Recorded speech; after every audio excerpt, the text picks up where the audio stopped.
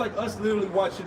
That's like you expect the white people to tell you great things about black people. Why would their enemy, why would they boost them up and be like, oh, the Russian economy is doing great. The Russian people are succeeding. The Russian people have the strongest military. The Russian people are taking over. We're afraid of the Russian people. Why would they do that? So they're going to paint this narrative that, oh, it's a weak country, their weapons are outdated, they don't have it. For you people to have this false pride. But we know through biblical prophecy that what? Hey, you can believe whatever you want. You can believe it's the UAAA. It don't matter. That land is prophesied to bring great destruction to this land. Hey, if I can just add, Russia, they coming up with new missiles. It seems like every week they got a new high-powered, high-technology missile that the United States can't fuck with. That's right. They got missiles that can fly from over here within like 15 minutes or so. Yep. Yes, they got missiles down there in Cuba, Venezuela, different parts on this side of the world. It's already here, and then it ain't about it's a slide ahead because it's a deception. It's not. We're not concerned about what they're telling us. We want to know what they're not telling us.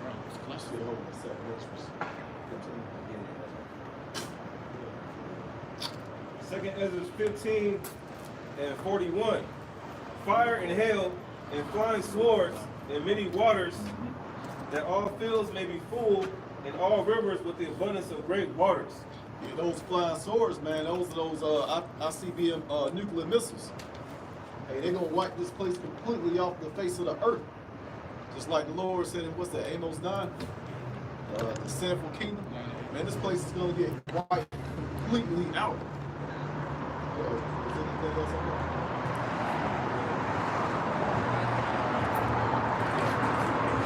And they shall break down the cities and walls, mountains and hills, trees of the wood, and grass of the meadows, and their corn. Yeah, it's gonna be nothing left. Nothing left. All the buildings, all the walls, whatever, and everything that you see is gonna be completely wiped out. And it's gonna come from overseas, from Russia. Think about what fire does to this in logs. You might have a 50-pound log. Once that fire cooks that log, it's the ash, man. So that's what the Lord will turn this place into. The land of ash. Right there in the Verse head. 43, and they shall go steadfastly unto Babylon and make her afraid. Right. I mean, it's already making Babylon afraid. But you know, everybody walking around like, you know, they don't watch the news. They don't see these videos that Russia's putting out. You know, showing off their military weapons. Who else? North Korea. China got some stuff. Then you got India. Who else? India. Iran. Yeah, man. All of these. What's that? Joel 3. Yep. Joel 3. And 9. Okay. Yeah. Verse 17. Behold, I will stir up the Medes against them, which shall not regard silver, and as for gold, they shall not delight in it. That's right, in Medes, that's talking about Russia. Okay, America, which is Babylon the Great, the leaders of this place, they can't buy themselves out of this situation that they have with Russia, man. Okay, and what are Russia going to end up doing? Sending ICBM thermonuclear missiles over into America, which is Babylon the Great, to destroy this place, man. Okay, you saying that they're preparing for war right now, man, with these other nations. All right, you're saying Iran joined with them. Okay, Turkey, you see Turkey got an S-400 deal with Russia. Okay, and that's making the leaders of America, which is Babylon the Great, afraid, man. Okay, why you think they don't want them to have the S-400 missile defense system and those F-35 fighter jets, man? Okay, because they're scared that it'll land into the hands of the leaders of Russia, man. Okay? Yeah, I'm just looking at this pie chart as far as the world's debt. And the United States has 31% of the whole the debt of the whole earth, and you can't pay that back. You cannot pay that back. The only way it's going to be able to get paid back is through destruction, through through war, pretty much. I think it was Bush, the second Bush Jr. He basically said that war makes money. Yep. hey, this one is this is gonna completely wipe. This next war is gonna completely wipe out the United States. There ain't gonna be no money made over here. That's right, Revelation 18. The merchants are far off. Okay, go ahead. This is Joel 3, verse 9. Proclaim ye this among the Gentiles. Prepare war. Wake up the mighty men. Let all the men of war draw near. Let them come up. Verse 10. Bear your plowshares into swords and your pruning hooks into spears. Let the weak say, I am strong. So yeah, pretty much all over the earth. You know, from these small countries to the large countries. You know, the weak are saying that, the small are saying that I am strong. You know, they taking all of their resources, their money, and basically pouring it all into military and weapons. And they all being aimed at the United States of America. Listen more. Verse 11. Assemble yourselves and come, all ye heathen, and gather yourselves together round about, till the cause thy mighty ones to come down, O Lord, O Yahweh. Verse 12. Let the heathen be wakened, and come up to the valley of Jehoshaphat, for there will I sit to judge all the heathen round about. Yeah, that valley of Jehoshaphat, that's over in the Middle East. That's Yahweh Shabbat. You know, the Lord is going to bring all these armies of the earth, bring them to one place, and then set off that judgment. This is Revelation 11 and 14. The second woe is past, and behold, the third woe cometh quicker. And that's what, I'm saying, that's what we got the sign out here, man, because this is what we prophesy, man. This is what these people don't understand. We're speaking of things that's going to happen, man. We already had 2 woes, World War I, World War II. Now the third woe is coming quickly, man. And if you can't tell, it's coming quickly. All right, that's why the scriptures say it's going to come as a thief in the night. Because that guy who just walked by the camp and said Russia was weak, obviously they don't pay attention. That's the quintessential America. You know, the scriptures say people be given in marriage, all right, they be eating and drinking. That's what we see before us outside the camera. Like, if you can pan the camera, you will see Matthew that 24 and 38 being fulfilled right now, man. Because people don't have a care in the world. Right. We're about to go into Thanksgiving and Christmas. Some people don't know what's going on, man. But this is why you gotta get it while the game's good, man. If you're on this chart right here.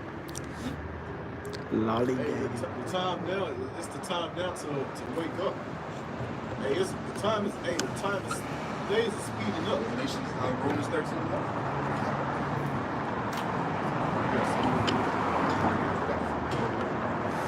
This is 2nd Esdras 13, verse 1. And it came to pass after 7 days, I dreamt a dream by night. Verse 2. And lo, there arose a wind from the sea, that it moved all the waves thereof. Verse 3. And I beheld, and lo, that man waxed strong with the thousands of heaven. And when he turned his countenance to look, all the things trembled that were seen under him.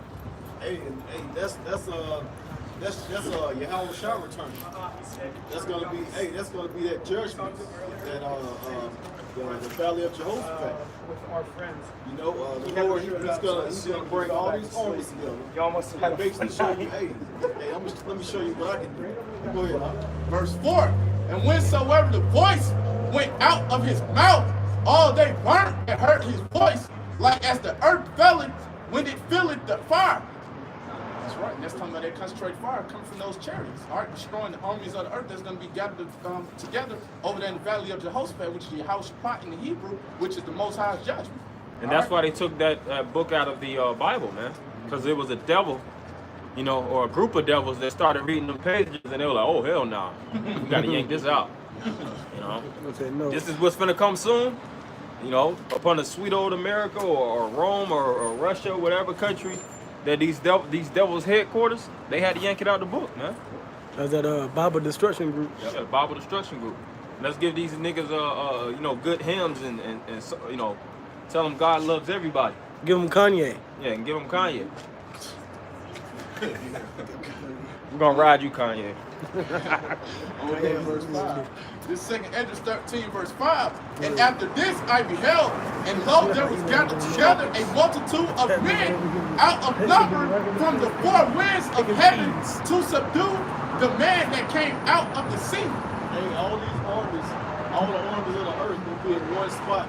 And it's going to take all of these men, this whole big group of military men, the four winds, which are different areas of the, different countries that's bringing the destruction. And they're going to all try and fight against Yahweh. But go ahead, Okay. This is 2nd Esdras 13, verse 6. But I beheld, and lo, he had graved himself a great mountain, and flew upon it. That's talking about Yahweh on top of that chariot when he returns. I'm going to continue on. Verse 7, but I would have seen the region or place where out the hill was graven, and I could not. That's right, so he couldn't see, where it began, ended at, man. Okay? I'm going to continue on to verse 8. And after this, I beheld, and lo, all they which gathered together to subdue him were sore afraid, and yet durst fight. Hey, they still fight because, that's just the part of Esau, Edom, and these heathen nations. They know that, they know the Lord is going to take, with all his power, he's coming with all his chariots. And they like, well, we still got to fight because, we got to fight to the end because that's how these military leaders pump that in there. I was about to say diehard Americans. Just like you said, and those generals, they do a lot of programming. I remember watching Jarhead years ago. And they showed you how those military men just be sitting in front of, they be having like a theater type layout and they just watch hella movies. And it's always them getting the victory. And they watch movies with UFOs too. It's not just them fighting the Iraqis or Afghanistans or watch movies like Black Hawk Down and things of that nature. They watch movies pertaining to fighting UFOs, generals in the middle. Snow White. Yeah. Samuel L. Jackson's character. He was like, nah, we fighting. Bro, leave it alone. We'll leave that monkey alone. Kept going. It's there's fight. When they see it, they're gonna be afraid when they see your house shot. With the chariots. But if we know they're gonna be made to fight, we know the Lord is a man of war. All right, they're gonna be made to fight against the Lord, against your house shot, but they're gonna get destroyed, man.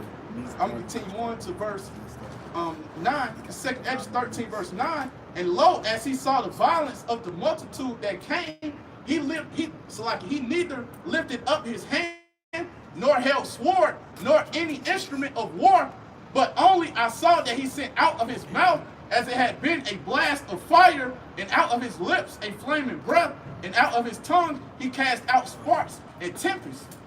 Man, hey, the Lord has technology way more advanced than you dumbass heathens from other nations.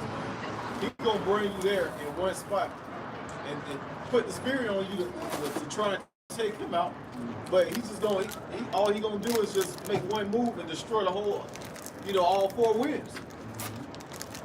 But you got something else? Yeah, that's pretty much it. And the angels gonna do the work too, because it speaks about how the angels of the Lord are thousands upon thousands. With that Psalms 68. Yeah. I'm thinking 11, if I'm not mistaken, or 10. So it's gonna be a fight aerial. From the because what's that? The Air Force. The Air Force is gonna try to interject in this fight. Space Force. The Space Force. You're gonna have ground troopers. You're gonna have the Marines. Yep. The Navy. All these. Yeah, they have robots and cheetahs. They have all kind of investments towards winning this war. And they're gonna lose. They're gonna lose horribly, so to speak. Try and go against Leviathan. Oh yeah, shit. Hey, which that Godzilla just came out recently. Godzilla 2. Man, that's a good movie, man. That was a good seen that this week. I saw it. I had to watch that. We watched it yet? Oh, Revelation 12 and 7. And there was war in heaven. Michael and his angels fought against the dragon. And the dragon fought and his angels. Verse 8. And prevailed not. Neither was their place found anymore in heaven. Now, Christian read that and think that, there was war in heaven. I told you I watched all that. Oh, I thought you said you did. Talking about Oh, Second Corinthians 13 now. outside fighting all the military forces. That's why the scripture I watched him this week. Lord King of over the Revelation 19, and the one who's not going to put in fight veil is Bro, I was just saying, so you can look up Revelation 12. I've been pretty old, like what? 20. I don't know, 2017. Yeah, 27? eventually the Lord Yeah, is that's going what to I'm saying. come back. He's going to destroy these armies. Wow. You know, when I was doing I actually good. did a lesson on this last night. Going into I really don't even think we're gonna have to take Esau Edom into slavery. I think they're gonna see the glory of the Lord. They're gonna say, okay, they just gonna give up. Well, it does say in Revelations after the destruction, they're gonna be proud still. Yeah, it's gonna be right. Deal Yeah. righteously with them, they still. That's what's gonna make it fun is they gonna still be proud. We gonna They ain't gonna give up, man. yeah, nah. They ain't gonna give up. They're gonna see the glory of the Lord and be like, fuck that. They're gonna be in bunker. That's what they gonna say. me. Yep. I mean, if I was looking at a power that couldn't be destroyed, I was just you can have it. And well, that's what make you an Israelite. That's right. Yeah. Get 2 Thessalonians. You might don't think like that. Real quick, get 2 Thessalonians. What is this? 2 and 7.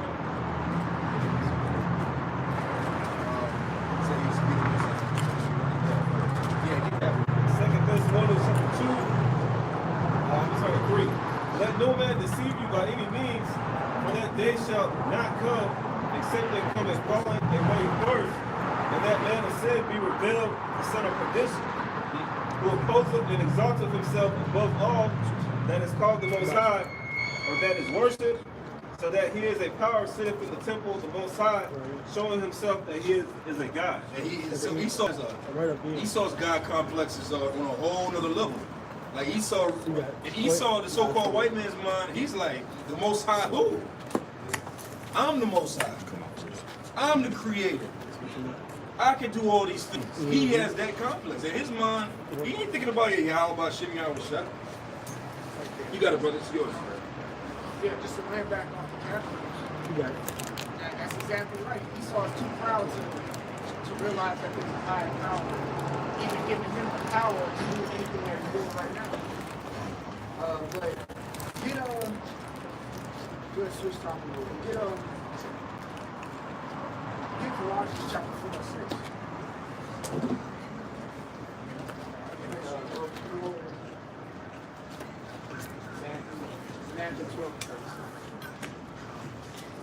Because the times that we're coming in now, matter of fact, get Amos 8 and 11 first, and then we'll go to Colossians. So get Amos 8 and 11 first.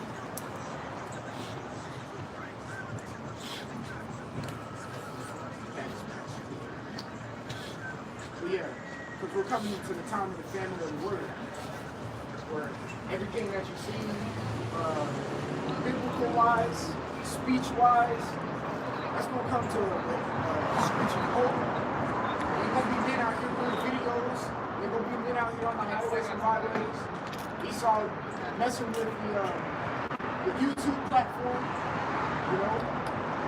Just spontaneously taking down brothers' pages for no apparent reason, without warning.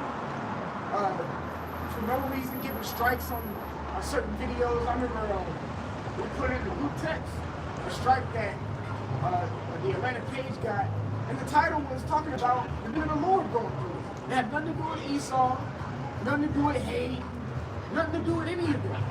But we're seeing that how petty Esau did it. All right. Algorithm. He's listening to the videos. That's right. When you upload, it has to screen first. It's a screening process before it fully gets uploaded. That's the algorithm checking. What you saying? If you say faggot, you say keywords. You say Hate speech. When Amos clouding about tea. Amos 8 and verse 11. Behold, the day is come, saith the Lord power, that I will send a famine in the land. You watching the last So it says, behold, the day is coming, that the Lord power is going to send a famine in the land. It's twofold. Yes, literally, there's going to be a famine. There's going to be food shortage. We're already in a famine right now because we're eating GMOs. It's nothing real here. But go ahead. Come. Not a famine of bread, nor a thirst for water. So not a famine of bread, but a thirst for water. All right, go ahead. but of hearing the words of the Lord. But hearing the words of the Lord, okay? Because that is the spiritual water and bread that you need to consume to get past the, through the days that are about to come. Shit, even the days right now. All right, go ahead. God says, verse 12, and they shall wander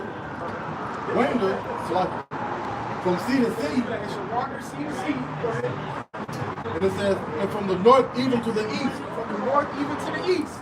So people gonna be looking. Go ahead. They shall run to and fro To and fro to seek the word of the Lord. to seek the word of the Lord. And shall not find it. They shall not find it. Why? Because Esau's gonna shut the internet down. He's gonna shut YouTube down. He's gonna shut certain platforms to where people can exercise. What's that? The Second Amendment, freedom of speech. He's gonna shut those things down and take away opportunities for people to hear the word of the Lord. Why? Because he knows if we go back to our power, then our power will defend us. Right now, Israel is full of iniquity. Get Judy. Chase has a girlfriend now. This is Amos 8 and verse 12. And they shall wander from sea to sea, and from the north even to the east. They shall run to and fro to seek the word of the Lord, and shall not find it. They shall run to and fro to seek the word of the Lord, and shall not find it. When all hell breaks loose, Must be best believe I ain't about to be out here with some sign teaching. Hell done broke loose. People are dropping dead by the millions. All right? The Lord's probably going to store his men up somewhere where it's safe, or somewhere where they can do a different type of work, like miracles, healing people. All right? Oh, that's coming. That's That's coming. Because we see what's going on right now with the internet platforms, the policies that are coming out. They're heavily pushing hate speech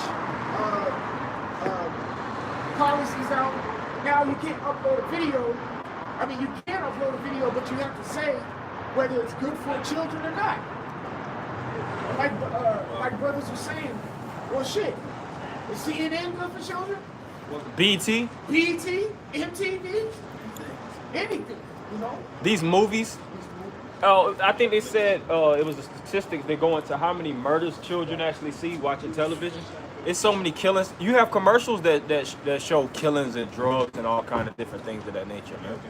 You just know? the word "I will kill." The phrase "I will kill you" is all over television. Yeah, now are we the main people that's responsible for these school shootings?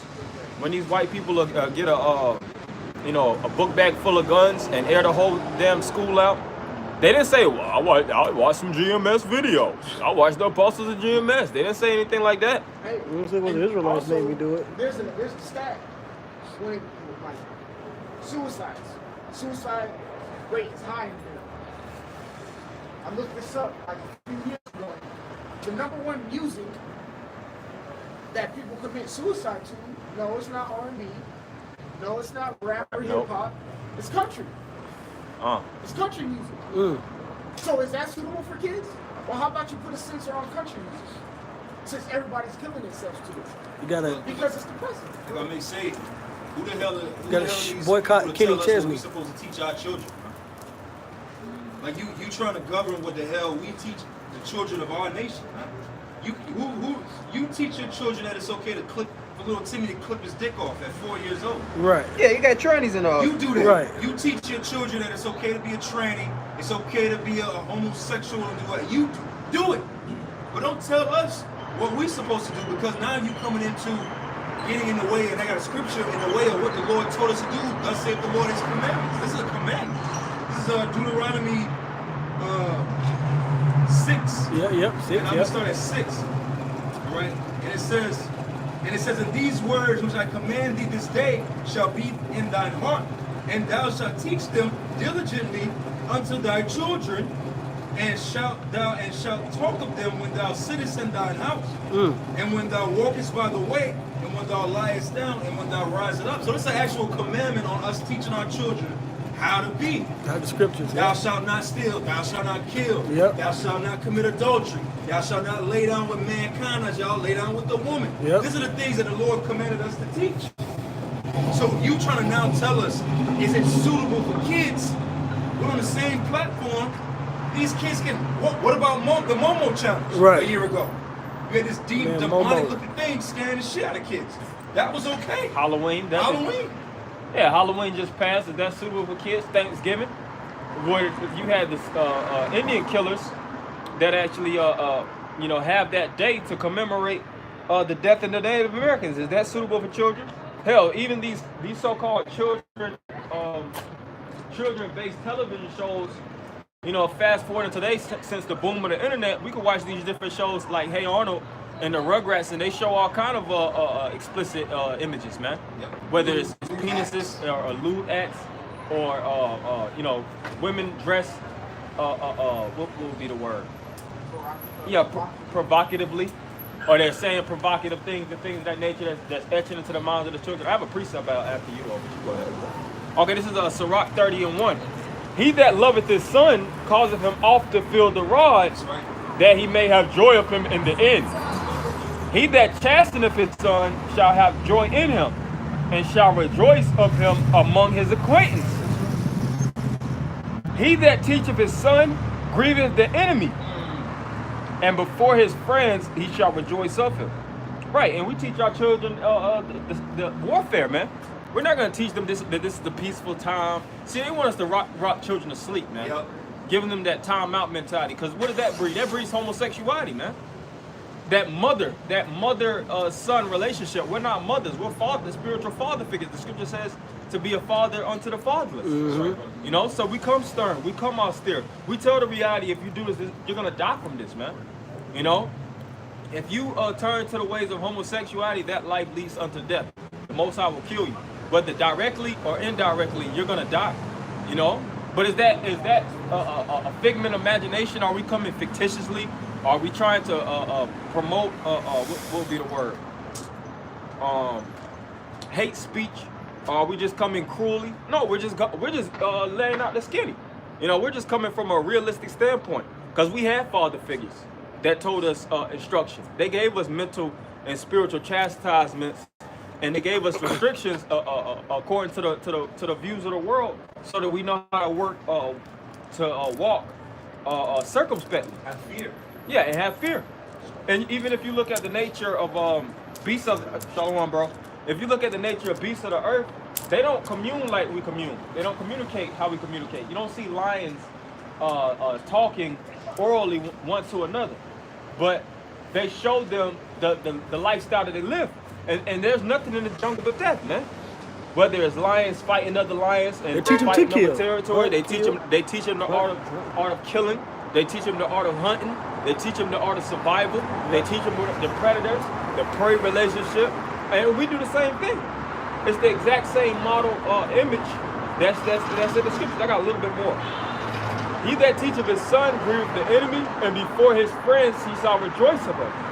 Though his father died, yet he is as though he were not dead, for he have left one behind him that is like himself. Right, and you have these different individuals that sign up for the military. They teach them to kill Iraqis, and they teach them that the Arabs and the other, they saying that we're speak hate speech, but the whole war on terror, everybody thinks of Arabs as terrorists. Right. If we're on the plane right now and we see a bunch of Iraqis with turbans on, we're gonna be freaked out of our goddamn minds, man. We're not gonna know if we're gonna make it home. You see? Because that's the image that they put out and projected on media upon the men from the higher class or to children. Yeah. Right, and that's the American propaganda. That's the same for China. Make the truth out about the stereotype that the truth is suitable for all ages. But clearly, like the captain and the deacon ready, that it is. You got to teach your children these types of these words. You know what I'm saying? You got to teach your children our heritage, our culture, and the way of life. That's right. That's how you keep a nation going. That's how you You teach them their customs, their heritage, What is it say? You know, It takes a village. history. A child. Right. But those probably have certain law, statutes, and commandments that they abide by. That's why they kept being the village for however how many years. It's the same thing with us. All right, our heritage is continuing with these men that you see on the highways and byways. It's been like that since the beginning of time. So we're getting our heritage back. Since the earth was formed. All right, it just dwindled. Since Adam. So it dwindled a lot when it came to the number of people, but we're still keeping it going. We're still out here teaching our heritage and culture to everybody, all ages. We're renewing it. That's it. That's right. We're getting it back. But with this famine of the word coming, Esau trying to do things to YouTube, we have to be sure the way we teach. I'm not saying conform or change and but there's some things that you have to say that some things you used to say that You can't be just dropping the F-bomb. You can't be doing it. This can't be just use homosexual, man. Yeah, Right. Or don't even Same. That's sodomite. Just wise up. Yeah. I say like a biblical reference for it. All right? Okay? Because like we were speaking earlier, there's algorithms that YouTube uses to look for certain keywords that will flag people. So get that Colossians 4 and 6. This Colossians 4 and 6. Let your speech be always with grace, seasoned with salt. Okay, always with grace. Okay? When you ever see something that was graceful, like a swan flying in the air or a dolphin swimming in the sea, it's graceful, it's smooth, it looks pleasant. All right? It's the same way how your speech should be. This is such harmony with this environment. Exactly. Your speech should be like a symphony. It's pleasant to the ears. Okay? That's why you have a whole book called the Songs of Solomon. All right? Those are the words of Solomon. Read that book. It's poetry. All right? But it's certain his speech, how he was saying it makes it soothing to the ears. All right? He was seasoning, and his speech was seasoned with sauce. I was shocked. Done. Let your speech be always with grace, seasoned with salt. Seasoned with salt, and having a certain type of flavor that people consume and it tastes good. All right, go ahead. God, that ye may know how ye ought to answer every man. That ye may know how ye ought to answer every man. All right? There's situations that come about, and when you have to speak to people, there's certain ways you have to come to them. Sometimes you have to come stern. Sometimes you come gentle. The scriptures tell you to be gentle to every man. All right? Just paraphrase. Sometimes you have to come bluntly.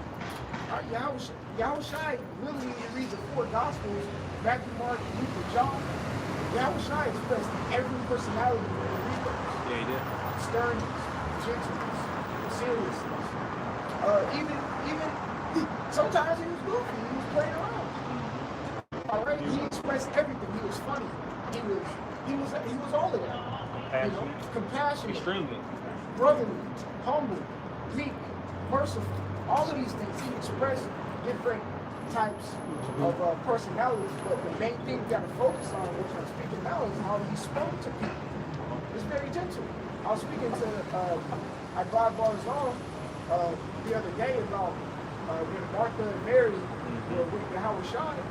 And Mary was leaning on, close to Yahushua, and Martha was trying to get everything in order.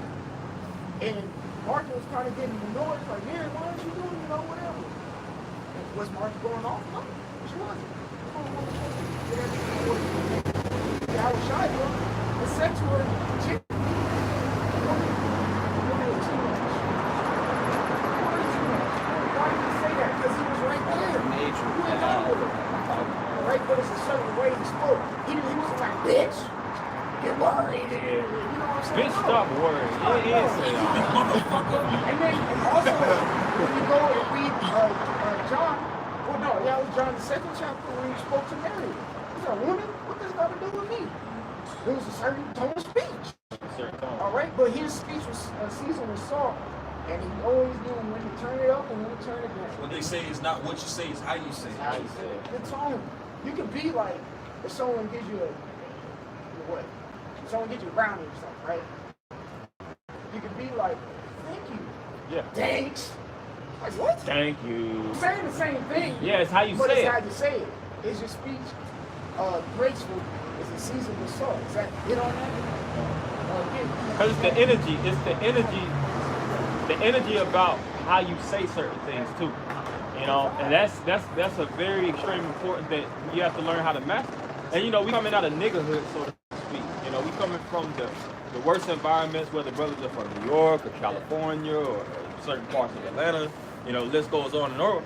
We were taught to be grimy, to have grimy speech. Everybody we communicate is what's up, my nigga, or that's a hoe, that's a trick, that's a slut, that's the surnames that we give our community, and we were force-fed that type of mentality from the so-called white man. We have to recreate that, and that's a hard job. You know, of course, you was talking and was brought up to talk like that from an adolescent or from an infant in the womb.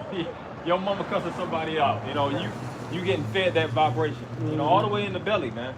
That's why David said how he was born in sin up until this point, and now you have to, you know. But this is the time, though. It's important for us to learn to recreate those thoughts and that speech. Like people were saying, you gotta master. You gotta master the tone. All right, mastering the tone. That will help you out how to speak to others. Or through the spirit, it's just gonna get down to the point where it's like, you know, like it's NBA season right now. A team like the Atlanta Hawks, right? They might run their whole 13-player roster right now. They might play every player on the roster right now. But when that playoff season comes, man, they probably playing the starting 5 and maybe 2 to 3 more reserves. So it's gonna get to a point where if you ain't got it, when it gets to the nitty-gritty, you ain't gonna have much to say in that time. And the Lord just be like, nah, those men, the spirit is gonna be on certain men to speak because they got it. Yeah, and if you don't got it, the scripture says what? That the righteous shall keep silent in it. That's right. Yep, that's a weapon in itself. If you're not a man of, because the scripture says the Lord, and what was that? Isaiah 3, the Lord shall take away that eloquent order, if I'm not mistaken. But the scripture says that, how the Lord is going to take away the eloquent order. So we don't, every brother doesn't have the level of oral exchange as suitable as the next brother. Some brothers are wordsmiths, you know. They take laborsome and painstakingly study words to actually learn how to speak. But some brothers don't have that skill, but you know, you have to learn the art of quietness. Was that Paul? Was that Corinthians, which Corinthians 2, talking about the excellence of his speech? Also, what Paul was tribunals? Oh shit, well, we're in our captivity right now, right? Master the English language, as ugly as it is. Yes. Oh yeah. Do your best to speak properly what you can say. You know what I'm saying? You're trying to get With alternative slang all the words. time. You know, Colorful words. it's gonna come out. Up your vocabulary. Read. Okay? Read, yeah. Read. That's what helps you. That's what helps your speech. Yeah, reading. All of that. Alright? So these are the times that we're in now. This is an admonishment, exhortation to bros. You do your videos to cursing and I won't say nigga like talking. that. Alright, it's about that time where, hey, I'm gonna be honest, we're trying to prolong being on YouTube as long, Yeah, hell yeah. as long as possible to get this word out because we're still fishing. Okay? And YouTube is a good platform to get people. Don't put yourself in a predicament when your stuff is getting deleted because you're saying some stupid stuff. And then Jake wanna pull Amos David Chapman. Fam, that weird. No, nigga, you Nah, cursing your video. nigga. I would have They flagged say that. change your title. It's like you gotta be, like the scriptures say, you gotta be seasoned with your speech. You got to be very cognizant and wise with what you're saying. Brother Shamak, he's not here right now, but Brother Shamak did a video, and the title of his lesson was Wisdom. I think the title was like, Wisdom is gonna be better than zeal. Yeah. All Yeah, right? you Your did. zeal Yeah. is, yes, I see you're on fire. Be on fire, not conservatively, but in control, in order. Control your fire. Look at the Manipulate apostles your and will. elders. When they speak on their video, they're very fluid and smooth, and when they do their videos, it's done very efficiently because their speech is graceful. It's pleasant to listen to. sometimes I'm not gonna lie. Sometimes you listen to brother, you can only listen for so long. Yeah, he be like, Because like, calm down, relax. Yeah, I get you're mad. We're all mad. All right. Yes, I'm not saying. There are times when you get frustrated in the spirit, and that's your way to get. But it doesn't need to be like that. 30 of the videos, 29 of them, you going hard. Are you doing? 30 of them was a repost from another brother. yeah. Are you doing that? An English teacher when I was in high school, and she used to tell us, "Hey, you can say shit, you can say bullshit, you can use those words in our class because they are words and they're adjectives. Sometimes it's the proper adjective to describe something. Like there's certain scriptures that it draws a spirit out of you. Yeah. Like let the spirit be drawn out of you to have that. Right. Like you shouldn't Right. be reading, how it's shiny. What? Yeah, you mother.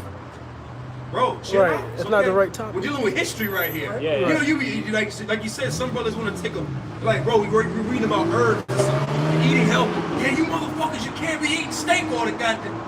Bro, this is not Def Comedy Jam. Yeah.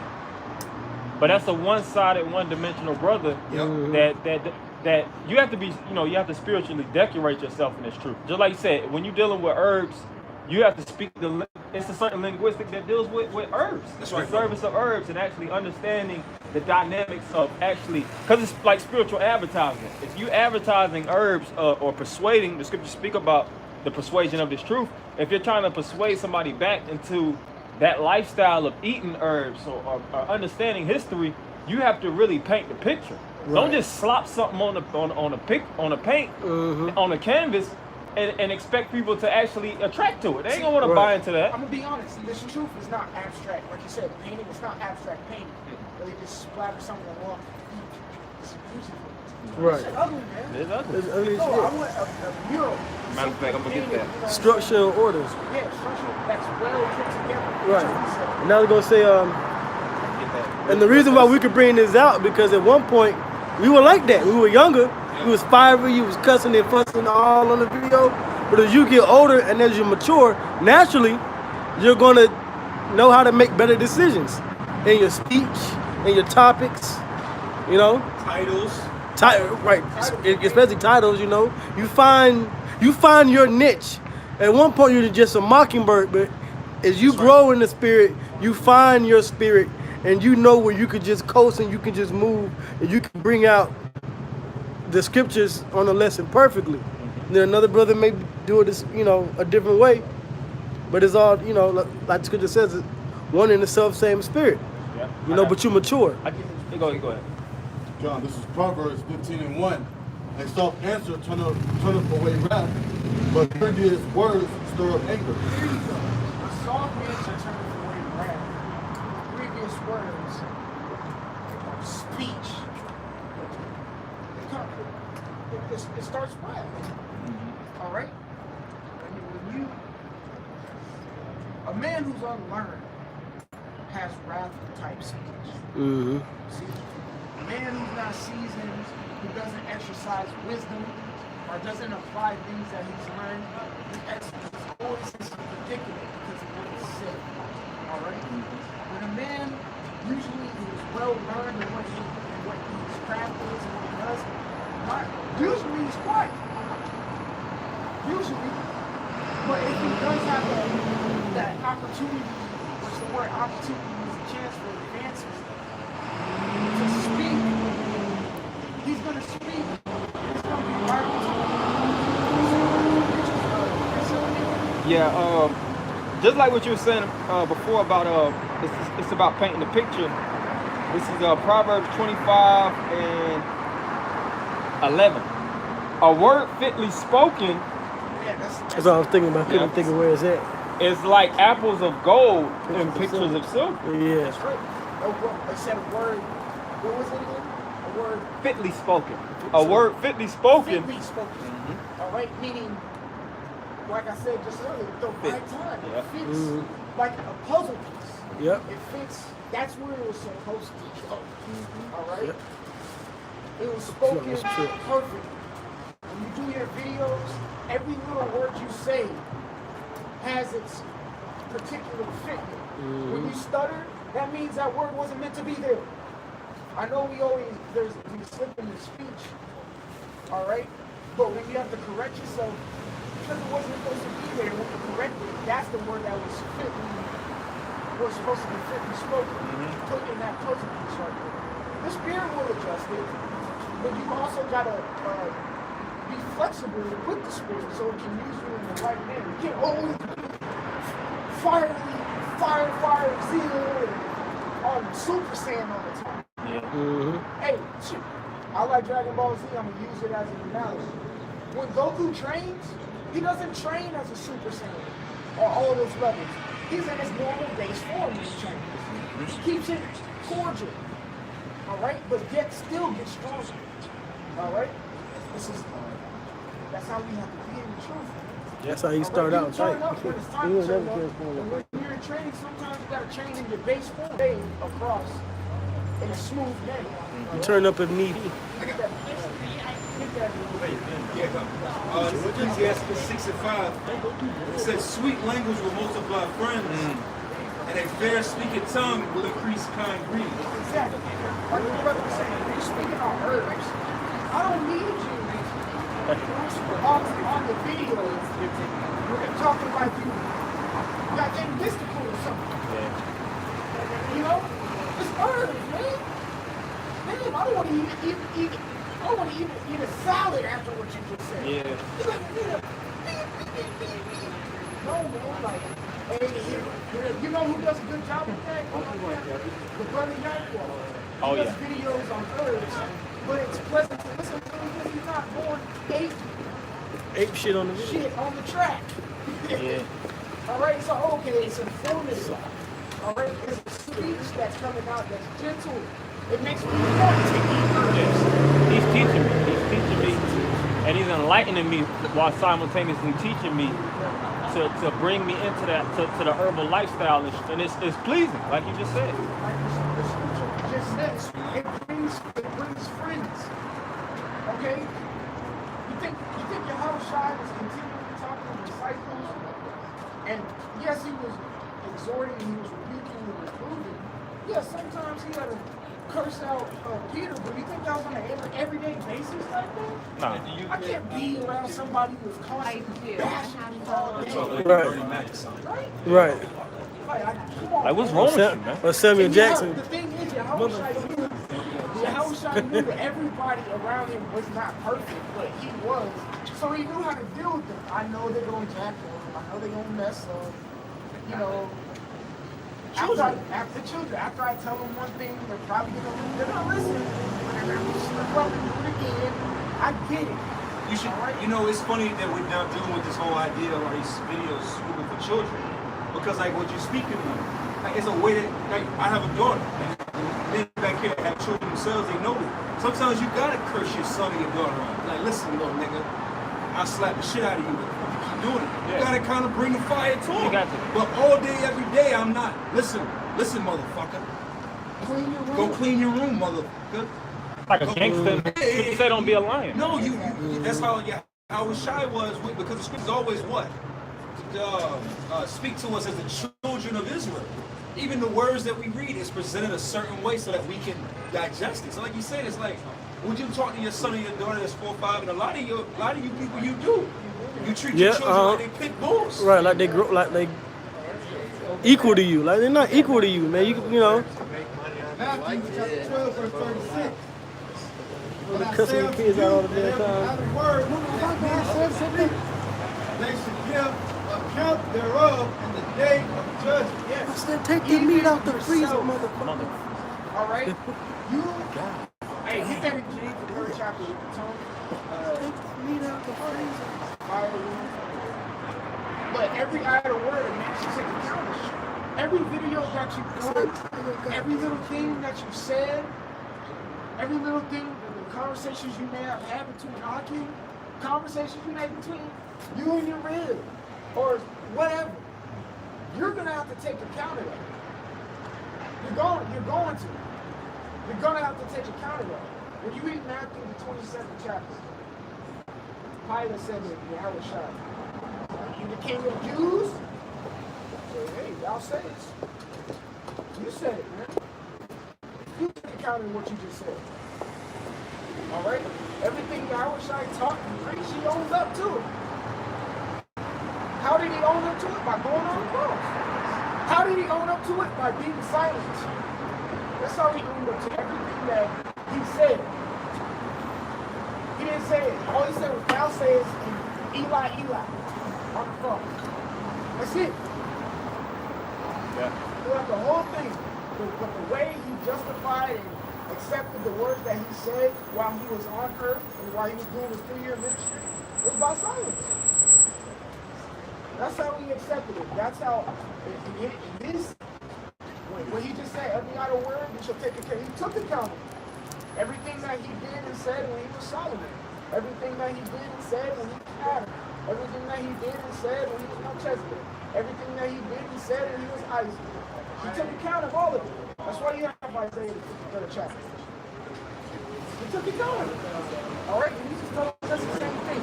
So all your videos that you've done, all your highways and byways that you spoke at, you have to take account of it. That's why Colossians 4:6 is such a pivotal precept, because you got to be seasoned. You don't want to be flying out on the mouth. Yes, the Lord understands when you first get into it. You, woo! Headstrong, gung-ho, zealous, and I don't know what. Guns ablazing. Guns. Yosemite Sam. Hell yeah. Right. Yosemite Sam All on right, yeah, this Yosemite video. Sam. God dang it. We're not gangsters. All right. Yeah, we ain't gang. You gotta. You start to mellow out. Thugs. But once you mellow out, that's that wisdom that's mellowing you out. Therefore, watch what you say. Yeah, and I'm a real that, mellow fellow. That analogy you made, Yosemite Sam is on point. Because if you think of somebody that's just a random shooter, they don't have no holds bars. They're not restrictive and they're not precise. But if you look at somebody that's a precision shooter, they get a lot more done with a lot less bullets, man. You're just shooting a gun and you're just shooting all over the place. In most cases, you're gonna hit things that don't even need to be hit. Innocent bystanders and things of that nature. But if you're what do they call a marksman? If you're a marksman, you will never miss that sniper. point. You know, like a sniper. Spiritual You gotta sniper. be a spiritual American sniper. Yeah, you gotta be a spiritual master. Suicide squad. Yeah. Oh yeah. Yeah, bullseye. Dead shot. Dead shot. You gotta be a dead shot. Yeah, you gotta be a spiritual dead shot, man. In the midst of them, I want that person right there. Right. Gotta be like that. Right. Like you Bullet can pick out curve one. a little bit. Like you can pick out one person out of the whole crowd.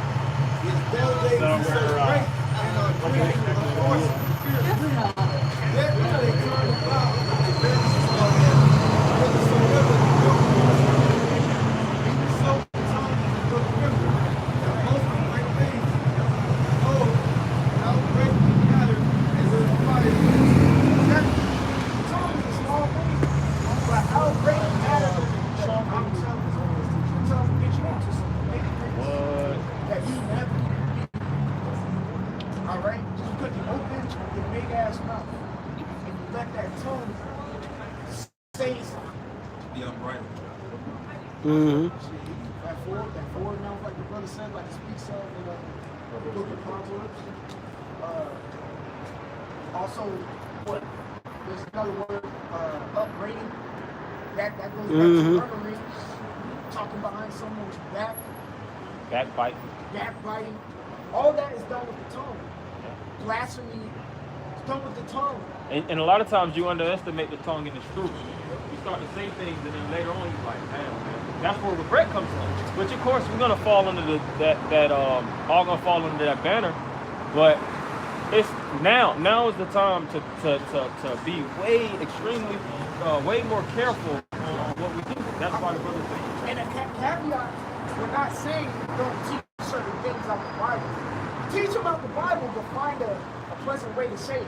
Yeah. All right? If you're going to talk about Edomites going into slavery, which is true, say it in a way that's understandable, but tone that people can understand it. Don't be, God damn you. Going in the motherfucking slavery. Israel's going to have salvation, all right? And other nations, including the Edomites, who are the self-proclaimed white men, they're gonna go into bondage and have shackles on their feet, hands, something like that. Yeah. But there's no nice way to say it, but there's a way to say it. Going into captivity. It's gonna be blood and guts all over the fucking place. Chuck your head up. Really being gentle is you being blunt. It's the scriptures say let thy speech be short, comprehending much in few words. Yep. It's what you know. Like that Let Macawana your speech be short, spirit. comprehending much in few words. And that's Rock 32. All right, be blunt, be short. All right, when Yahweh was talking about Lazarus, he said he's dead. That's it. He said it, and the scriptures say Yahweh said He's been right on the block. So like, it was blunt. It was straight up. All right, you know, reread that, and then I'm gonna get an account to back it up. We're gonna go through that whole account. Even so, the tongue is a little member, and boasting great things. Behold, how great a matter a little fire kindled. Behold, how great a matter a little fire kindled. That's right.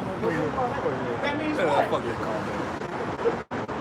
When we speak right now, we see the prophecies that we have. We're all us. And nobody will ever think has the possibility to rule the world.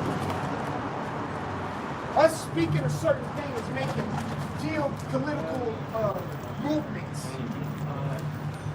making things go on in Venezuela and Bolivia and things of that nature. Because we're speaking something with the tongue. Just this little tongue in our mouth. We're speaking the words of the Most High. That's what we're using. And that's why you see the world going into the direction it's going in right now. The world's on fire because of this word. You know, First Prophecies. Samuel 17, we started at verse 17. We're going to go through that. Because we're going to see how the tongue, King David, or David at the time, his tongue. It's another thing called speaking into existence. Yeah. We'll see how that tongue, when he spoke things, it came to pass very quickly. So go ahead, man. This is 1 Samuel 17. You said verse 17. First Samuel. Verse 17. And Yahweh said unto David, his son, take now. 1 Samuel 17.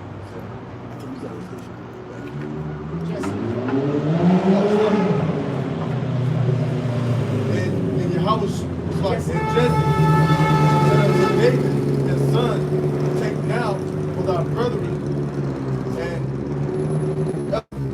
empire of this these 10 loaves, and run to the camp to thy brethren, and carry these 10 cheeses unto the captain of their 1,000. All right, so Jesse, David's father, told him to take some parched corn, some loaves of bread, and some cheese to his bros who are going out to the battle against the Philistines. Go ahead. John. And look how thy brethren fare and take their pledge. Pretty much go check on him. Go ahead. Now Saul and they and all the men of Israel were in the valley of Elah fighting with the Philistines. And David rose up early in the morning and left the sheep with their keeper, and took and went, and Jesse had commanded him, and he came to the trench as the host was going forth to the fight. Hey, so they was getting ready to go at it with the Philistines. He went to the trenches, man. All right, go ahead. And shouted for the battle.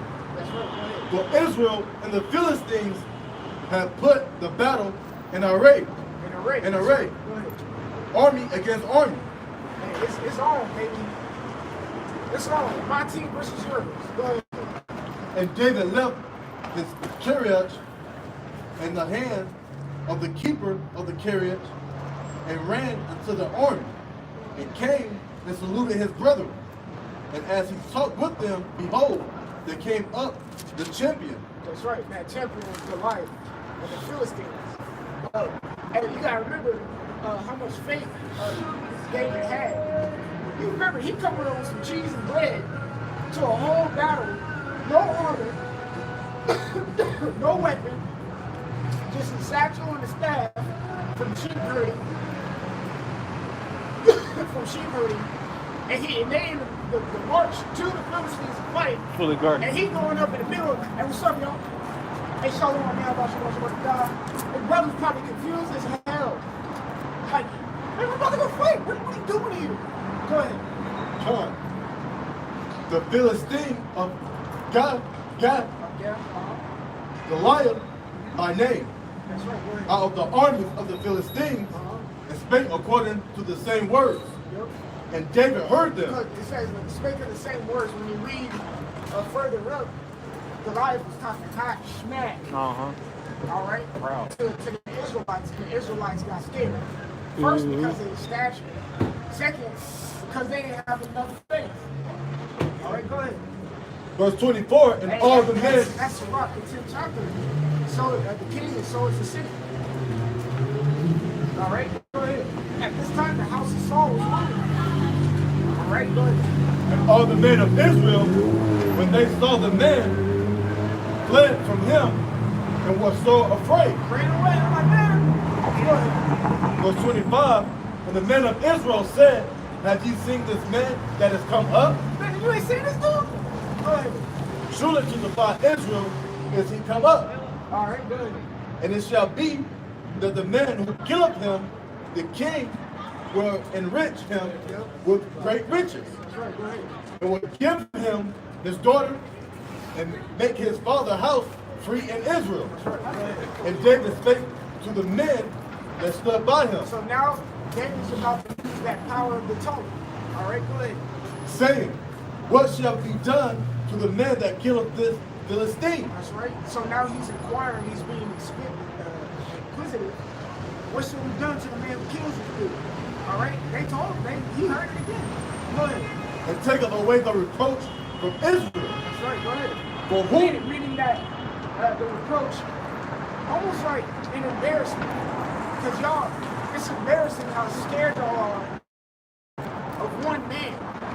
All right, go ahead. For who is this uncircumcised Philistine? Who is this uncircumcised? I don't know, I did always find that part funny. Yes. Who is uncircumcised? Get Ecclesiastes chapter 1 verse 9. Super quick. Because this is King David talking. You know, Jake, we're about to talk that hot smack. All right. Ecclesiastes chapter 1 verse 9. The thing that has been, it is that which shall be. And that which is done is that which shall be done. And there is no new thing under the sun. That's right. It was smack talking back then. It's smack talking now. All Times right? 10. Times 10. All right. And when the day of trouble hits, it's going to be smack talking. According to Proverbs, the first chapter. We will mock and laugh when your calamity comes. Oh, shit. Meaning, make fun of you, talk hot shit, tell you I told you so. Yep. Big dummy. You look stupid right now. Why your pants on your ankles? What are those? Why your hair cut off? Talking to a whole head. Why your hair got chopped off? What head? You got knocked the You got knocked out. See, you don't want to get ravaged. Hey, I tried to tell you. Told you. I told you so. You might be the one you hollered at a few years ago. And she turned you down. You should have got with me. I can't hear you. I'm deaf. Say uncle. Say uncle.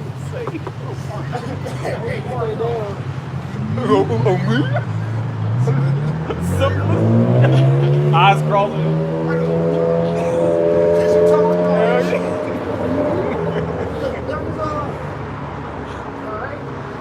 We're gonna lie. It's the same thing David was doing right here. Who is this uncircumcised, black ass Philistine? Alright? Because you know it's probably hot and sunny outside. And they was getting burnt to crisp. Alright, go ahead. For who is That's this? so, you know how you pick up the purple crayon, but they ain't got the goddamn wrapper on it? Yeah. You black, and you start coloring it. God damn. Like, Oh yeah. Hey, as black as that purple goddamn crayon. David probably tapped somebody. They David, barbecue. They probably said, man, yo, who's this goddamn uncircumcised? Whose man is this, man? Whose man is There's a this? video on YouTube. I don't know if y'all ever seen it. Shit hilarious. There's, some New York. You know how New York talk. New York guys talk, and they have like this Spider-Man song. Oh, yeah. And every time, I know you're every talking time, about. they'll be saying something. And He had on the- like, who is this nigga? He had the Timbs on and He had the shit. Timbs I was on. like, Hell. He'll who walk is in this and nigga? they'll watch the TV one time, and he's like, the channel changed. And like, who changed the channel? He's like, I ain't got the remote. Then he looked over. And then looked at the Spider-Man was on the remote. Man, who is this nigga? That's the same thing King David was saying, man, who is this big black ass nigga? You know, Goliath was looking like, man, this nigga talking They're shit. talking shit. Go ahead. We gonna get to that part. Yeah. They started talking shit to each other. Go ahead. Word. For who is this uncircumcised Philistine? That's twofold. First, he knows nothing about us. Second, literally, he's probably gonna circumcise. Yeah, literally, yeah. That he should defy the armies of the living power? And he should defy us? Do y'all not know who we got on our side? He was getting them crunk up. Yeah. Real talk, when you keep reading, Israel's still afraid that Israel didn't get no, what's that, kahunas until he took them down, which we're going to get to. Go ahead. John verse 27. Uh-huh. And the people answered him after this manner, saying, so shall it be done to the man that killeth him? And So, are we at? 28. And Elab. So it shall be done to the man that killed. Start 27. John verse 27. And the people answer him after this manner, saying, so shall it be done to the man that killeth him? All right, go ahead. And Elab, Eliab. Eliab, his elder brother, heard when he spake unto the men. Right? And Eliab's anger was kindled against David. So he heard his little brother Talking. that smack. Like, man, what the He fuck? probably you like, Shut your crap. yeah. You know what I'm saying? Like, but still, Trying to get all of us killed. Go ahead. And he said, why camest thou down hither? Like, what are you even doing here? I'm telling Dad. What are you even doing? You ain't even in the army. Back then, I'm telling Dad, starts writing a letter. Hell yeah. You better give it to him. But go ahead. And with whom hast thou left those few sheep in the wilderness? So that's the first problem. Eldest brother Eliab, why are you worried about some sheep and you're in the midst of war? It shows you that Israel's mind was not there. But King David's mind was there.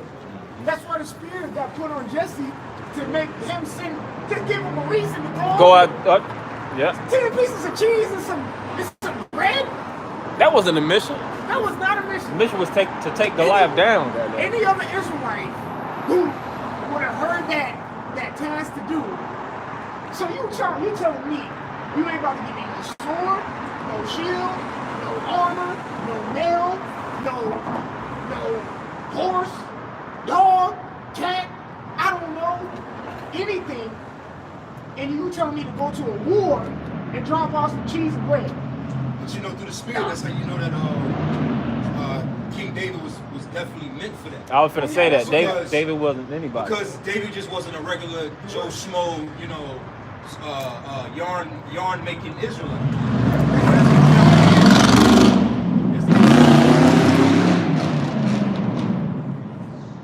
All right, that's the camp where this guy just got spirits. Yeah.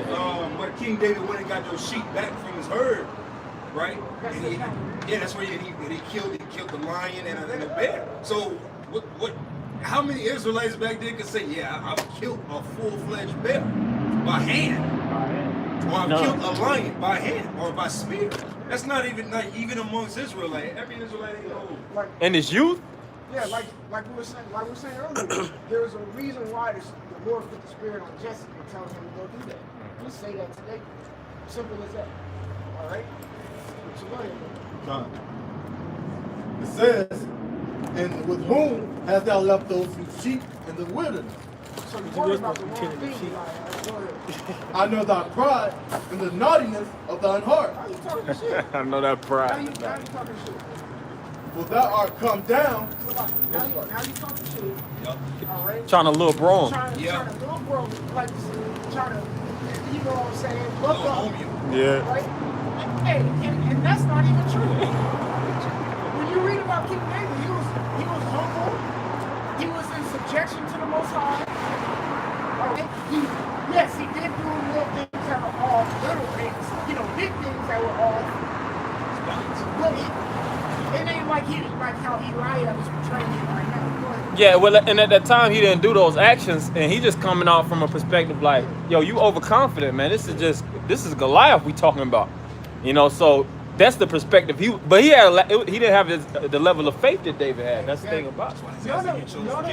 None of them in Israel had the faith. Like I was saying earlier, none of them had the faith. Like they didn't get the encouragement or faith until after he beat Goliath, which we're gonna get. So go ahead and read it. God, I know thy pride and the naughtiness of thine heart. He got his faith. It's an exuberant amount of faith. Makes him confidence. Yeah. Go ahead. Well, That's a bad thing. That's a bad level of discernment. First off, your lines elsewhere were about the sheep in the midst of the war. Now you're doing bad discernment. Talking down on your Go there. Go ahead. Right. For thou art come down that thou You wanna go might up? see the battle. Go ahead. You just want to come here and see to watch. Go ahead. And David said, what have I now done? There is not a cause. That's right. So he's saying, what did I do now, man? And Ain't no reason for you to be bashing me like this. Go ahead.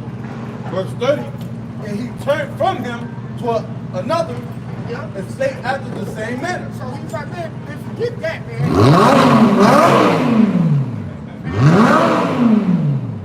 He said, forget that. He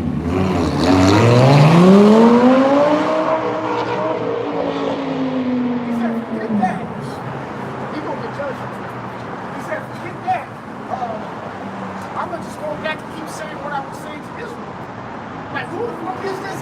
Who is this nigga? Go ahead. And he turned from him to another and spake after the same manner. And the people answered him again after the former manner. Like, did you not hear us the first time? Go ahead. And when the words were heard which David spake, Hey, David was making sure what he was hearing was what he was hearing. That's wise, actually. When we're on the highway with him, but someone makes a point, hey, say that again? No, you said it. And then the words are used against him. That's the art of debate. they rehearsed them before Saul. That's right. And So they went and pretty much tapped him. So kid, David, you saying that Goliath ain't a big deal. All right, go ahead. And he sent See, for that's him. almost like some little kids, man. You scared pit bulls with their tail tucked between their legs. hyenas, man. A lack of faith, man. Go ahead. And he They started having that lack of faith after the first Samuel 8 chapter when they asked for a king. Because before that, what book comes before the book of Samuel? Judges. You just have judges amongst Israel, and Israel is governed by the Lord. All right? That's why in 1 Samuel 8, it says they did not reject you, but they have rejected me for being a king. That's what the Lord said to Samuel. Go ahead. And he sent for him. Verse 32. So Saul was like, man, come on, go get that dude. Let's see what he's talking about. Go ahead. And David said unto Saul, let no man's heart fail because of him. Hey, don't be scared because it's old, big, crusty, ashy, no cocoa butter using ass, Hamite Philistine. Big draw lips big Philistine, dry man. lip. Probably got pages all up in it, all that. Don't be afraid of this ugly, purple, dark blue, 12-toe. Mutated Egyptian Mutated ass. Philistine, Egyptian offspring. Oh, mutated ass Hagar mother. Should be scared of this. Go ahead. Let no man's heart fail because of him. That's right. The servant will go and fight with this Philistine. That's right. Hold on. He said, if anybody go, I'll go. Yeah, exactly. You know, I'll do it. Shit. Yeah, Joshua, what's that? 1-9? Yeah, 1-9. Joshua 1:9. Have not I commanded thee, be strong and of a good courage. That's right. Be not afraid. It's a commandment. Be strong and of good courage. When you're reading about David here, he was very courageous. Why? Because he knew who was backing him. Go ahead. It says, be not afraid, neither be thou dismayed. Be not dismayed. He was confounded. Go ahead. For the Lord thy God is with thee, wheresoever thou goest. Wheresoever thou goest. That's it. I can watch the book of Eli last. No, I like If you want to give a synopsis of the book of Eli, read Joshua 1:9. All right? But the Lord is with David whithersoever he went, and he knew that. That's why he wasn't scared of him. Goliath was probably as tall as this tree right here. You know? Go ahead. Oh, real tall. He was cubits high. That's what the script said. Go ahead. Samuel. All right, come. Verse 34, it says, and David said unto Saul, thy servant kept his father's sheep, and there came a lion. Yeah, see, so now because Saul said, ain't you a little too young to be talking this and want to go up against this big guy? And he been fighting since he was a youth. You're just a youngin'. You ain't never been in no fight, man. You don't know how to fight. You ain't never seen war a day in your life. Yeah, that's the part I was talking about. But you want to go against this well-seasoned warrior. I was gonna say, that's why through the spirit you gotta be careful how you talk about it. Because you can very well be talking to you replacing. So Saul was talking all that big smack, you know, and lo and behold, the man that he was trying to downplay took his job. So you got to be mindful of like, man, the Lord can be with whoever he want to be with. If the spirit move a man, if the spirit was moving David to come out here and kick this booty scratching African's ass, then so be it. But you want to get in the way of that? I ain't so. See, at this moment, real talk, when you kind of think about it, the moment where the Lord made his decision. Yeah, offend one of these little ones. All right, good. Ephesians 4:30. And grieve not the Holy Spirit of the Most High, whereby ye are sealed unto the day of redemption. That's right, but we are sealed into the day of redemption, but grieve not the Holy Spirit of the Most High. Word grieve goes into offending or being offensive or being a scruple to the Spirit. All right? That's a big no-no. And right here, the Spirit had it to where King David was going to go and give these things to his brothers. All right? But really, the Spirit had it to where he would put the Spirit on him to beat King David because he knew what other Israelites would do.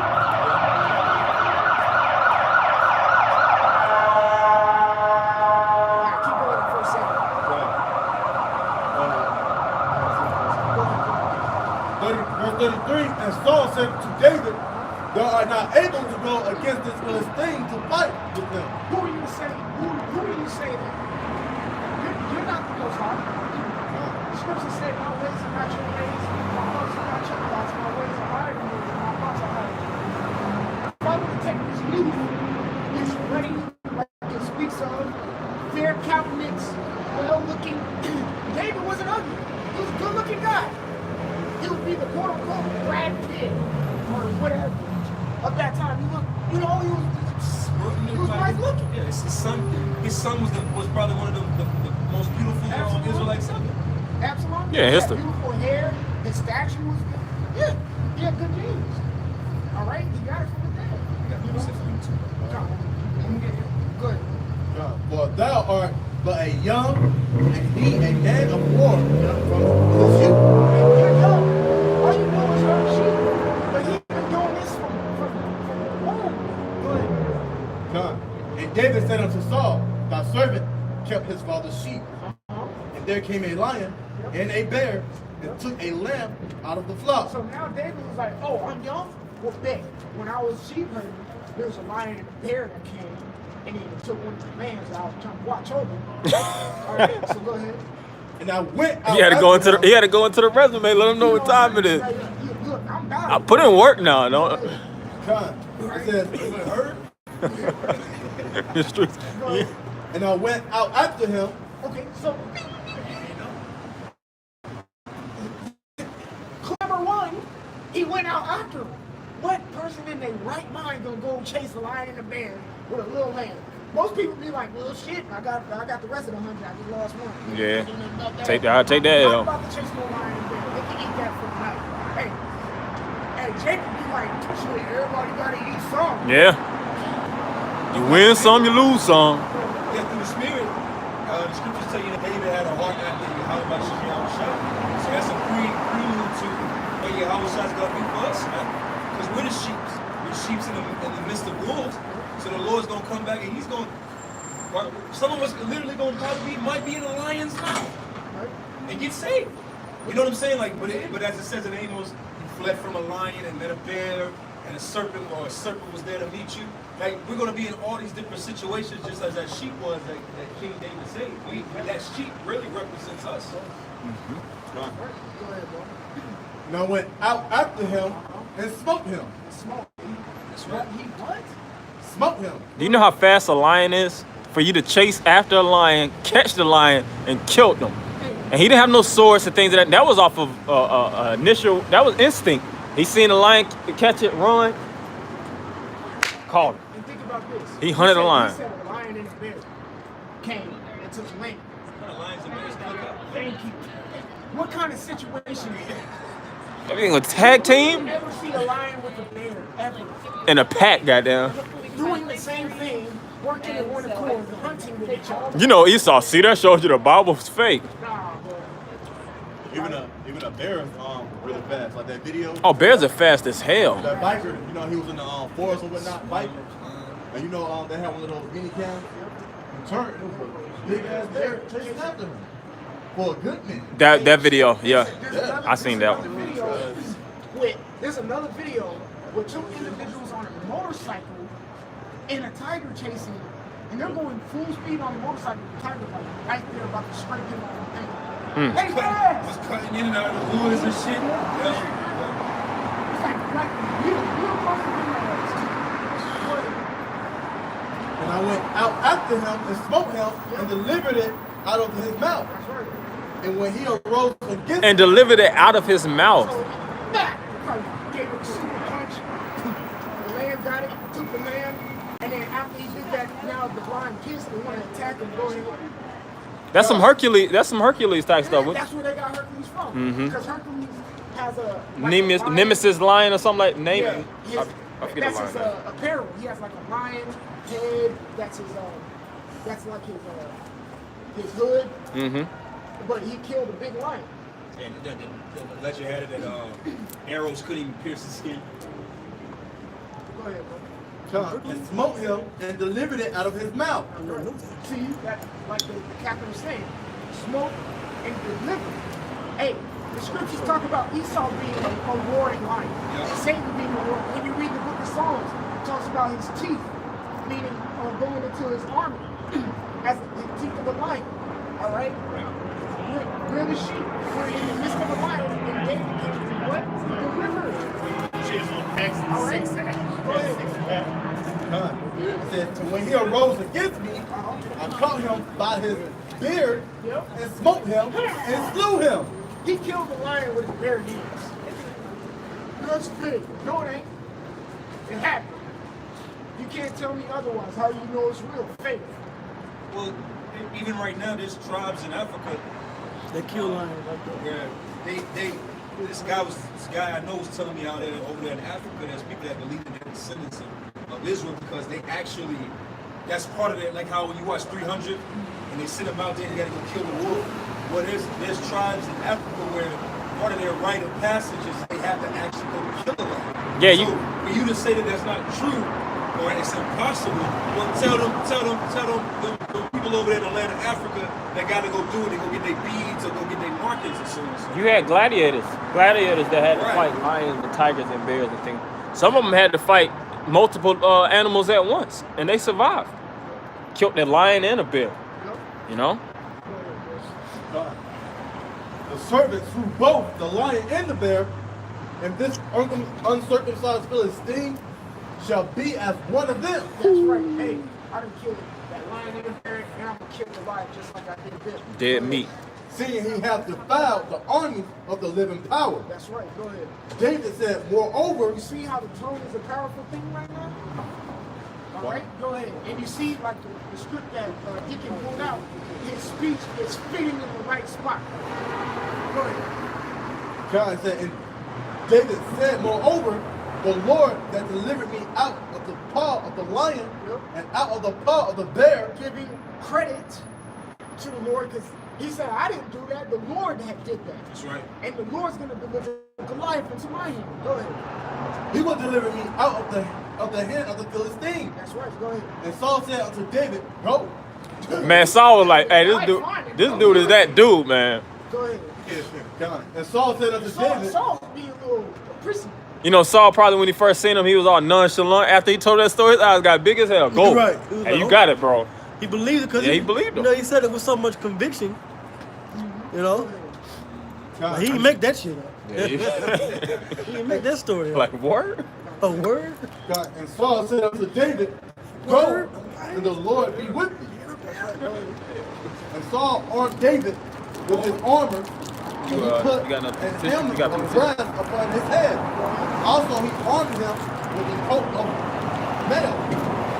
Nail is it's like that coating that looks like chains. Yeah, trying It's like a wood, it's like a metal, a thin metal that goes around you that you wear. Usually some nice wear. Yeah, medieval times, yeah. Go ahead. chainmail. And David girded his sword upon his armor. And he is selected. And he said, go, for he had not proved it. Hey, you see spirits were already on King Saul.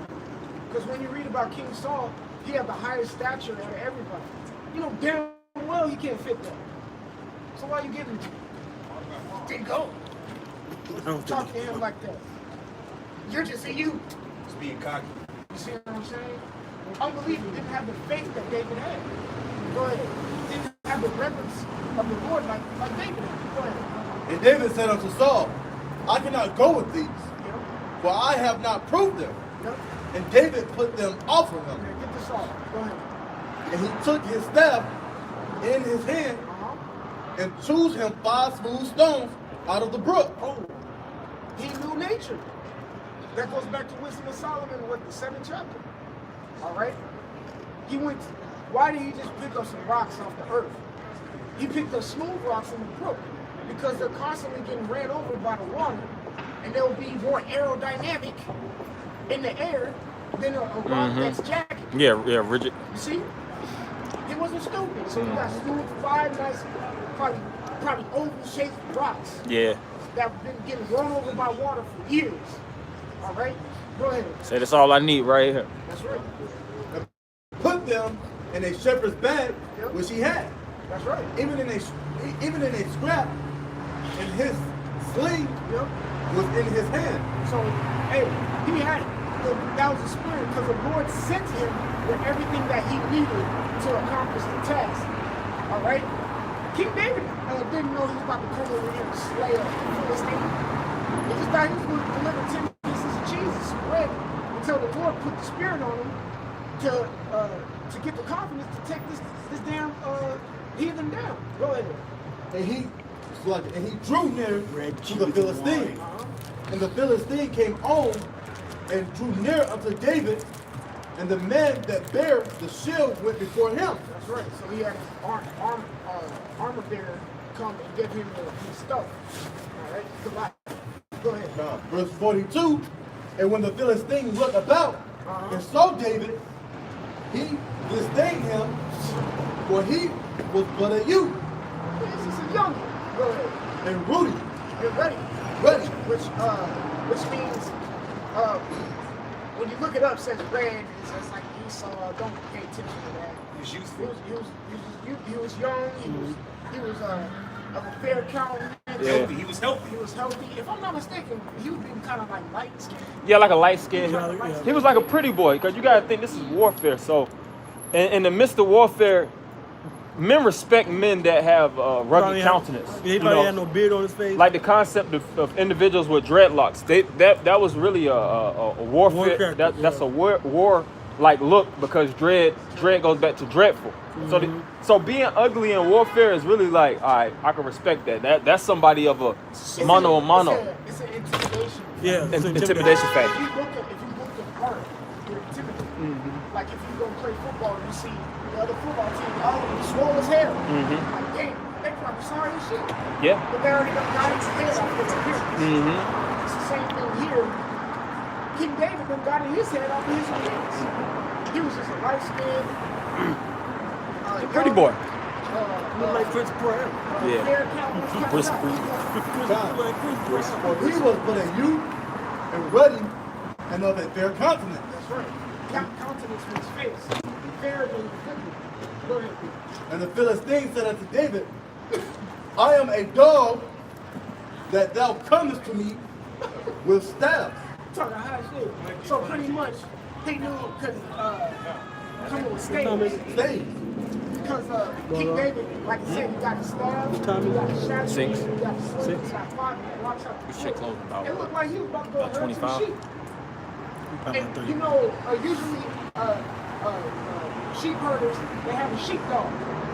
And Goliath was like, am I a dog? Am I going to go herd sheep with you? He's talking shit. Go ahead. And the Philistine cursed David by his God. Dagon, okay? See, think he he was cursing gonna- him by I think he Dagon. gonna close with that. The Philistines, when you read later on, I think in the 6th I chapter think he's gonna switch out with that. of 1 Samuel. I think he's gonna switch out with that. The Ark of the Covenant, Dagon, and all that stuff. I only got like 30 minutes. He was cursing him.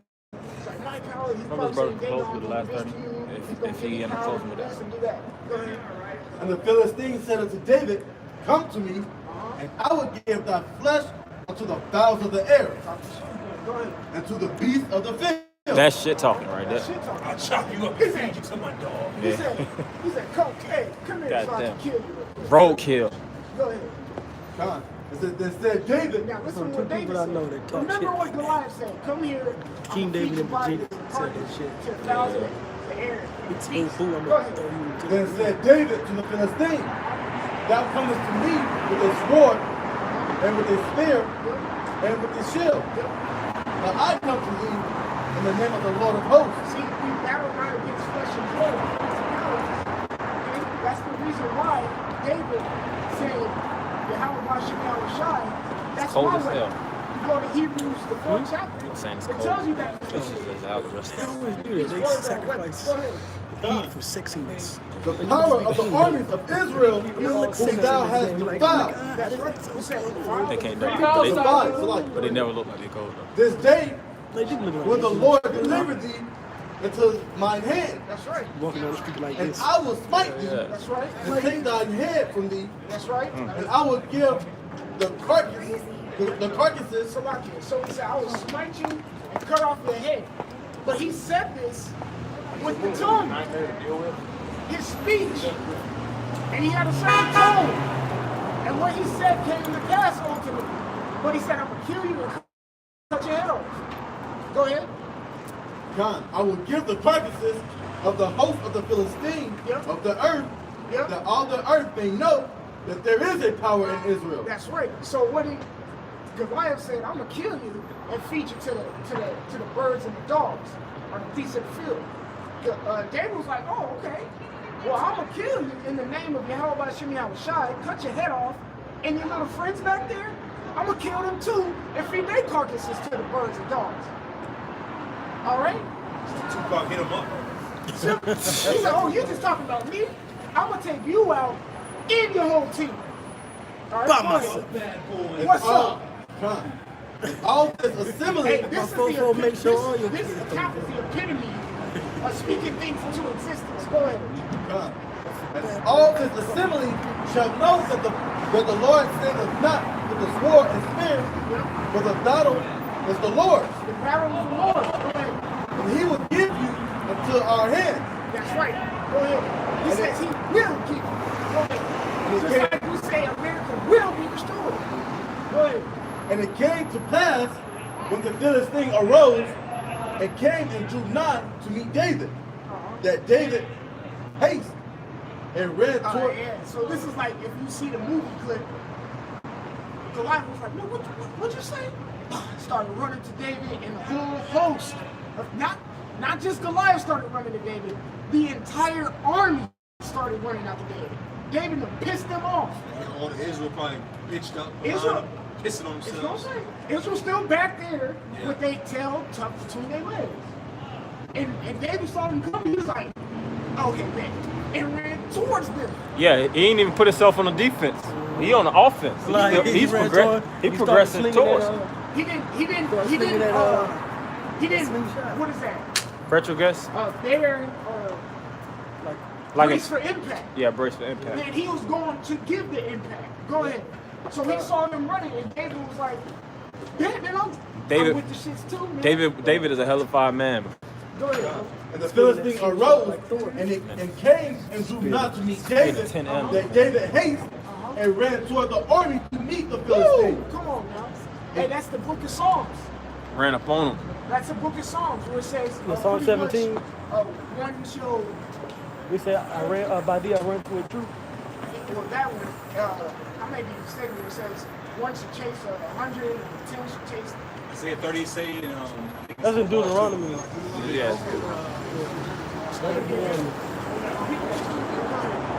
And David put his hand in his sling, or like in his bag, and took this a stone. So you got a picture. It's in the movie.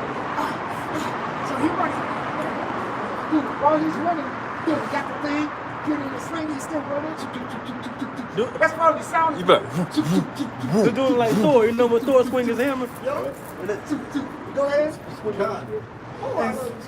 God, this a stone and sling it. That's right. So he probably running. That thing cut the air. He probably did that jump. You know he had to dig real deep. Had fire. That thing had fire coming. Got that Hail Mary. That thing had fire coming in the back of that thing. It did because listen what it did to Swung around 5 times. It smoked the Philistine It smoked the Philistine. Go ahead. in his forehead. In his forehead. Go ahead. Headshot. Go ahead. He probably flew all the way The back. stone Oh, you gotta read that again. That the stone sunk. read that That again. the stone sunk. Okay? He threw the stone, he slung the stone so hard that the stone sunk in Goliath's forehead. Go ahead. And he fell upon his face And he to fell, the earth. And he fell upon his face. So this he was running, bam, shoot, sunk in there. And he probably boom. It was like a bullet. It just went straight through his fucking shit, if you head. drop a penny from the Empire State Building. it'll murder somebody. Yeah. So you imagine the force of a smooth rock hitting his ass, man. The advantage, the advantage of it is from the Empire State. That's from an aerial plane with gravity supporting it, coming all the way down straight on your head. Now he's coming from I would say lateral, Like a plane. yeah, from a plane point, horizontal, and throwing it. You know, so it had to be it's way. Because just air alone would have slowed it down on his path. So like you said, that was the Lord. That was the Lord. Everything was the Lord. Like I said earlier, when he was going to pick those rocks, he could get them from the smooth, he picked them from the brook. And the rocks would get ran over by the water, making the rocks smooth and aerodynamic. And you know, in the spirit, they have these biblical documentaries, and they'll go into it. What actually killed Saul? Was it the smooth? You know, they'll go into the sciences, and they'll go into the whole layout, the measurements of how much speed per hour to actually hit. We go into all that though through the spirit, man. But it wasn't really any of those things. Those were supporting factors. But it was really the spirit of Yahweh Shem Shah that was resting on David. There's another point too. When Yahweh Shah, when you read the gospel, he talked to 5,000 people. Mm-hmm. But how did he do it? He got out of the boat, he turned it on the water a little bit, then spoke. Why? Because of science, he knew that water Carries. Carries sound, yeah. So he could speak loud. The acoustics. The water was like an amplifier. A catalyst. A catalyst or a microphone for him to speak to 5,000 people. Mm-hmm. We sit here and try to speak to 5,000 people like this, we losing our voice in the Oh, first yeah. 5 seconds. Yeah. And the Lord said, Ain't gonna- oh man, the Lord, see, the Spirit is not stupid. It has you do certain things that you may not realize at the moment that's beneficial and that will help out in the long run. At the moment, I'm pretty sure King David just get some rocks, man. In the moment, I'm pretty sure King David was like, man, let me just give this bread and cheese, see how they are, and dip back out to the sheep. Man's heart devises the way. But the See, Lord directs the path. Proverbs 16:1, the preparation of the man's heart and the answer of the tongue coming from the Lord. Preparations are going to be arrangements. It was arranged. Set up that way. Jeremiah 51:20. It says, "Thou art my battle axe and weapons of war." See, that's what David was in this very moment. He was a battle axe of the Lord. There's no other way that he swung a rock at his youth, okay, and took down a man of war who'd been doing this from the youth and sunk it in his forehead. Goliath was that nigga. Ain't no other way one man is going to run towards an entire army by himself. But the Lord making him his weapon. Go ahead. It says, "Thou art my battle axe and weapons of war. For with thee will I break in pieces the nations, Fucking crack the sound. and with thee will I destroy kingdoms." And with thee I will destroy kingdoms. And ultimately, when King David got onto the throne, he took down all these nations. All right? He was the Lord's battle axe. There's a reason why he couldn't build the new temple. So much blood on his hands. He had to have his son Solomon build the temple. Okay? He just had to lay the foundation and do the grimy, dirty work first. Probably behind, these elite Edomites, it's probably David as the most murderous man on the planet Earth. Well, yeah, when you go into you can go into certain articles, and I have an article which I'll probably post where it goes into biblical killings, and the bloodiest man in the Bible is King David. He killed the most people in the Bible, bar none. There's no other man from the Maccabees to the mighty men. Samson. Saul and David came walking back in. One was like Saul killed thousands, but King David killed tens of thousands. That was early on in his life. And when he went off, the Lord kept him fighting, so you can only imagine. He probably before his death, probably killed hundreds of thousands. The scriptures say, even the Israel boys at a point where he was getting old, he still would have gone to battle. The army had to be like, oh, David, chill, we got this. We don't need you to die. I think they told him to stay back at Jerusalem. Finish this off. The United States. Yep. Verse 50. So David prevailed over the Philistines with a sling and with a stone and smote the Philistines. He killed Goliath. He killed Goliath. After he killed Goliath, the whole Philistine army was probably like running and it was stopping traffic. Why is he on the ground? Why is he standing up? Like, what the fuck? Go ahead. And slew him. Well, he asked. There was no sword in the hand of David. Therefore David ran and stood upon the Philistines. He came on top of hit the Captain Morgan on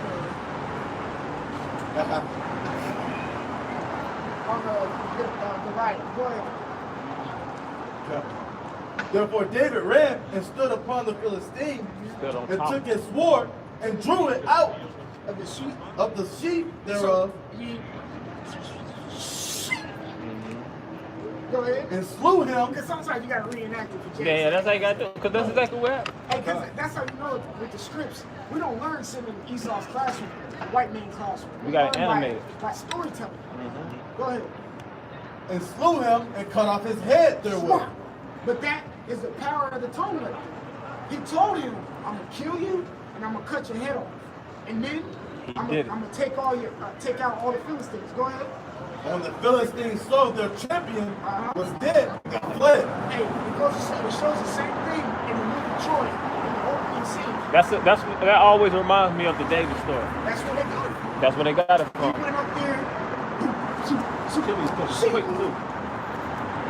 So that was a declaration of war at times to avoid, just a bloody battlefield. You can bring your top dog against the top dog, and whoever wins the war, wins that battle, they won that war. It shows you in that movie, The King, was speaking on, it was a movie about King Henry V during the 100 Years' War with France and Britain. Every time he warred, he's offered, hey, let's just do a one-on-one so we don't shed too much blood. Whoever wins, you know, we subject or retreat, whatever, you know what I'm saying? Go ahead. All right, it says on verse 52, and the men of Israel and of Judah arose. Man of Israel and Judah arose. So now that tail is out, and they're like, oh shit. Did you see that? Go ahead. And shouted, Whoa! Whoa! They probably watching that. Fired up. Whoa, let's go. Go ahead. and pursue the Philistines. So now this is the second part of what King David said that's about to come to pass. Go ahead. Since I'm going to kill you, cut your head off, and kill all your little friends. Go ahead. Until thou come to the valley and to the gates of Ikram. That's right. No, you can stop it, man. So pretty much that shows you the power of the tongue and how you have to be seasoned with speech. You know what I'm saying? You see right there, King David, his speech was seasoned and it was graceful. All right, though his tone was very stern and serious. But what he said came to pass. For every idle word, a man has to take account of it. All right? He took account. His words came to pass. His words came to fruition. All right? It shows you right there how powerful the tone is. So even though Amos 8 and 11 is coming to pass, YouTube is about to get shut down, all these things are happening. Also, Tahar made a video about going back to Daily Motion. Still, when you upload your videos, when you do videos, have a speech that sounds. Yeah, don't go to Daily Motion with the same shit. Don't go to Daily Motion with the same. Taking roaches to the next platform. The same vulgar, even though the word vulgar means common speech. Just come on, clear it up a little bit. Up your vocabulary. Read some books. Level Look up. up words. Go into the etymology of words. There's a different word to use than bitch. Use collide. Use dog. Something else. There's a plethora These of- capricious women. right? Use synonyms. Ratchet woman. Use synonyms. Like I said, we're trying to prolong the use of YouTube. You sensitive ass. We're still trying to fish the thing. This is the 11th hour. Yep. All right? There's still people to be woken up. You were in class last night. Sensitive ass. Matthew the 20th chapter. Yahushua still told the men in the 11th hour to still go and get the fruit. There's still fruit out there to be picked. All right, so you constantly saying some off the wall stuff on your videos, and Trying to be controversial. getting flagged, trying to be controversial, and then posting it. Hey, see here, brothers, man. Esau, no, bro. Yeah. Like the captain was, it's you. Yeah. Famine of the word. Bro. Hey, man. My page got flagged because of this video, and you see the title of the video. Says all white people going to hell. No shit, Sherlock.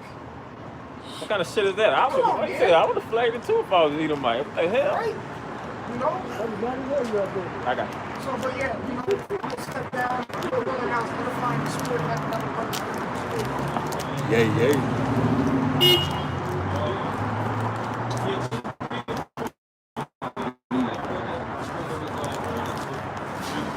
Put a pool in the parking spot.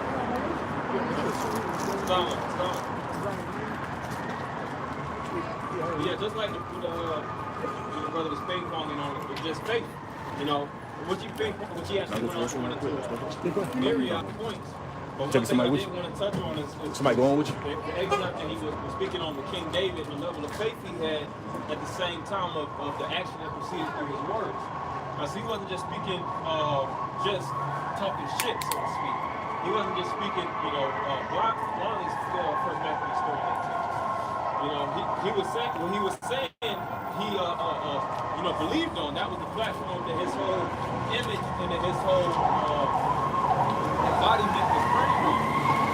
And he took action. Action proceeded behind the words that he actually spoke. And that was the layout of all the men of the Lord. Now in today's time, these jakes now, they just say things that just sound good, man. You'll be amongst a lot of jakes. They have an expensive mouth, so to speak. They say a bunch of things, but they put forth no action. Yep. And that's not our culture. That's not the spirit that our people were in. Our people were always men that would say certain things, and they would back each and every word they presented. You know, you got that first Maccabees. This first Maccabees 3, verse 18. Unto whom Judas answered, it is no hard matter for many to be shut up in the hands of a few, and with the power of heaven, it is all one to deliver with a great multitude or a small company. Yeah, so even Judas himself could teach something within the two. You know, these certain individuals that would be known as military tacticians, or you know, they would actually be exquisite as far as the military plane is concerned. General, you know, a level of generalship. You know, they always speak about how it's a power in numbers, which that is definitely true. It is a power in numbers. It's a power in actually having a big, broad military. And even in today's time, everybody embraces the fact of the strength in numbers. You know, whether it's Chinese military, the American military. But these men knew, at the end of the day, that's one factor that sets in. But above all, whether it's logistics, whether it's weaponry, the men that's actually in your personnel that stands and precedes basically above all those things is the power that you have on your side, man. It don't matter if you have a million men in your army.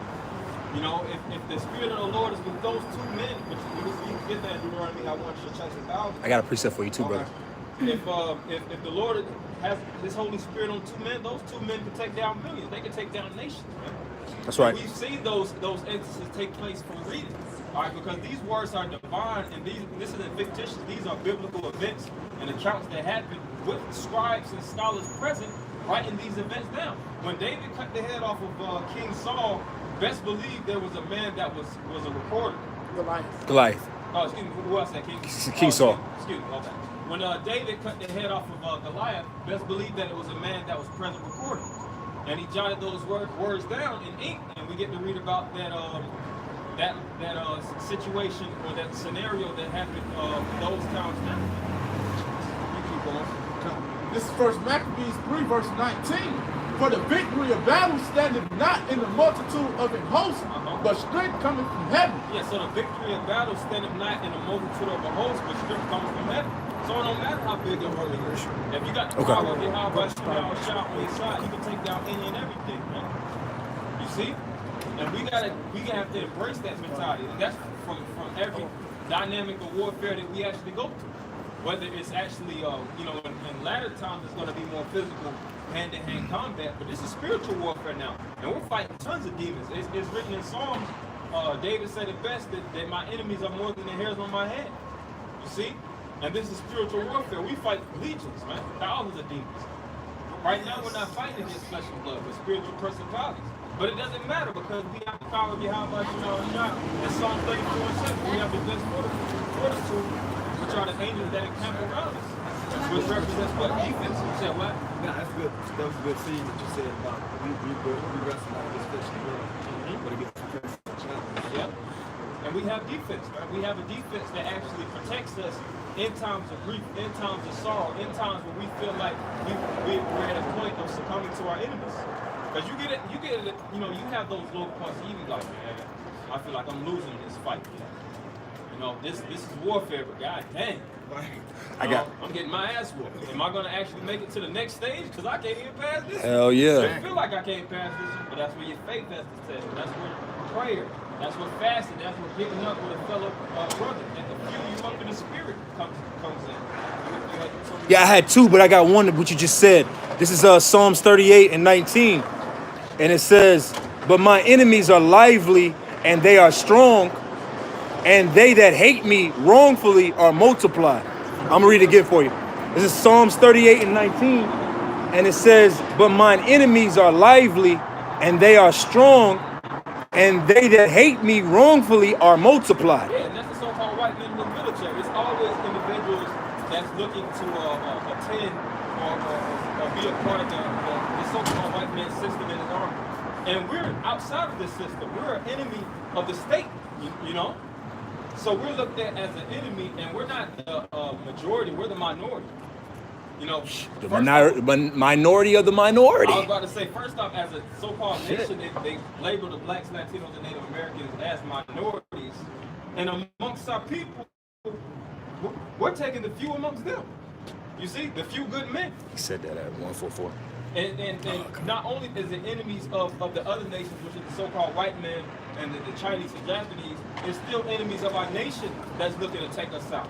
It's still enemies of our nation that's willing to offer us for a bag, man. Mm-hmm. You give the right so-called white man, so-called black man a couple dollars, that would actually kill us, man. Yeah, Tiberius Alexander's here today.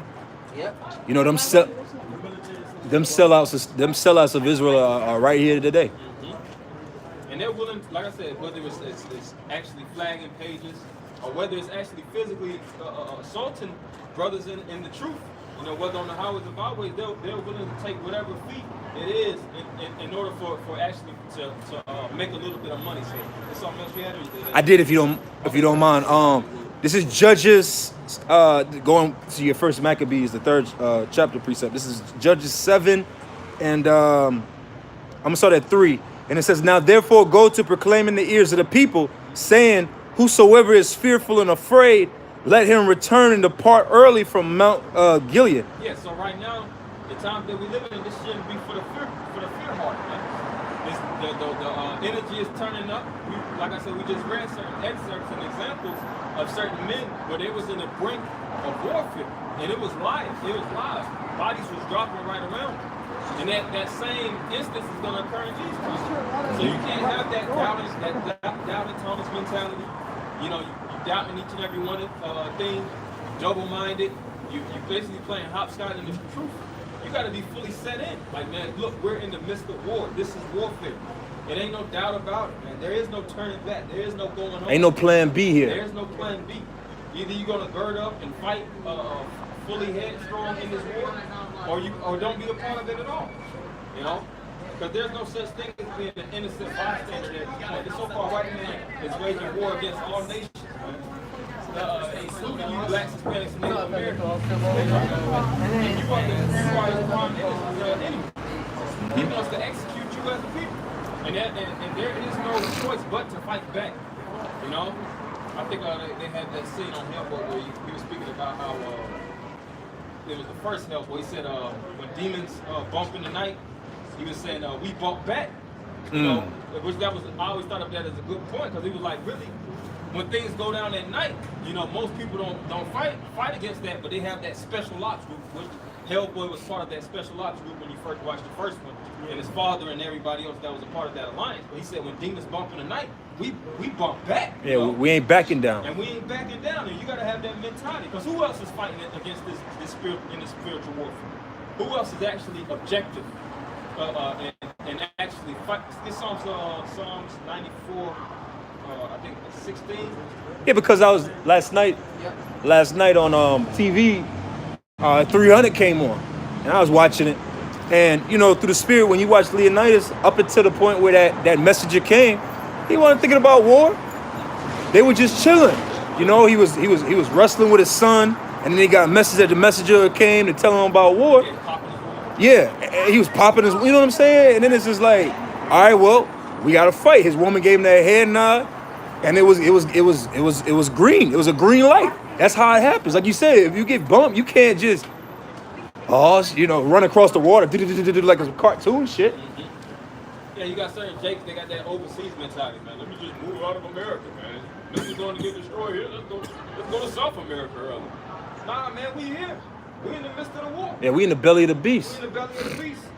And this is what you say. You got it. Yes.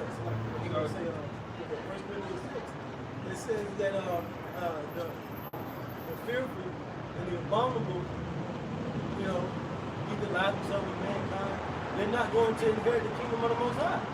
So you got the spirit of keeping back your sword from blood, literally, you know, spiritually as well. When it gets time, you know, it's time to actually, you know, gird up. Because first you got to gird up spiritually and mentally. Mm-hmm. But things is going to go to another level. When it's time for the Lord turn that notch up, and if you got that fearful spirit on you, then you ain't going to make it. You know, we're going to be a casualty. You got that? This is Psalm 94, verse 16. Who will rise up for me against the evildoers? Yeah, so the Most High is asking the question. That's a declaration publicly to the whole nation. Who will rise up for me against the evildoers? And there's a lot of people that do evil. And it's preferably the so-called white man, these elitists, man. Who's going to fight against them? Who's going to stand up on the front lines and be the vanguards against such evil, perpetrators of your nationality, man? The ones that call themselves the Jews, the ones that stole the country, put you on cargo slave ships, imported you to a foreign country, oppressed you, beat you down, you know, seduced your nation, pimped out your women, you know, robbed your forefathers, your ancestors. Who's gonna fight against that? Because man, Jake be saying the so-called white man, they look at him as the boogeyman. It's Thanos. They're like, oh hell no, this man he got all the rings.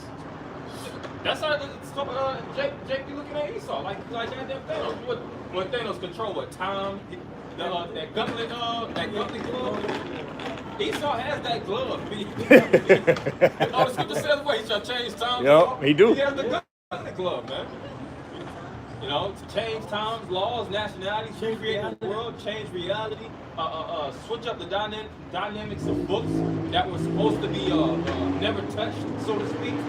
He's done. Scripture says he has power to make fire come down from heaven, man.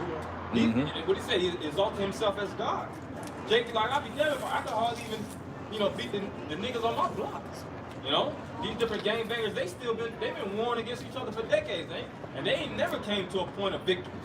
The Crips ain't never beat the Bloods. How much more beating the so-called white man? You know, or the Bloods never beat the Crips. That's a war that's been going on for generations and generations. Hell yeah. You see? They're like, we can't even win the war on drugs. I can't even goddamn make my woman submit. Shit, we can't even train our goddamn dogs. Yeah. My dog ain't even listening to me. How much more taking out a so-called white man? Right. And it ain't just one white man. It's a nation. It's the right white man. Yeah. Right. And these white people work in conjunction, man. It's not a corporation where it's just, all right, here's the head. Like we just get to a point like, all right, this is what the elites think. We're going to put some C4s in each corner, and we're going to blow it up, and it's over. And we free! That's Rock 13. Yeah.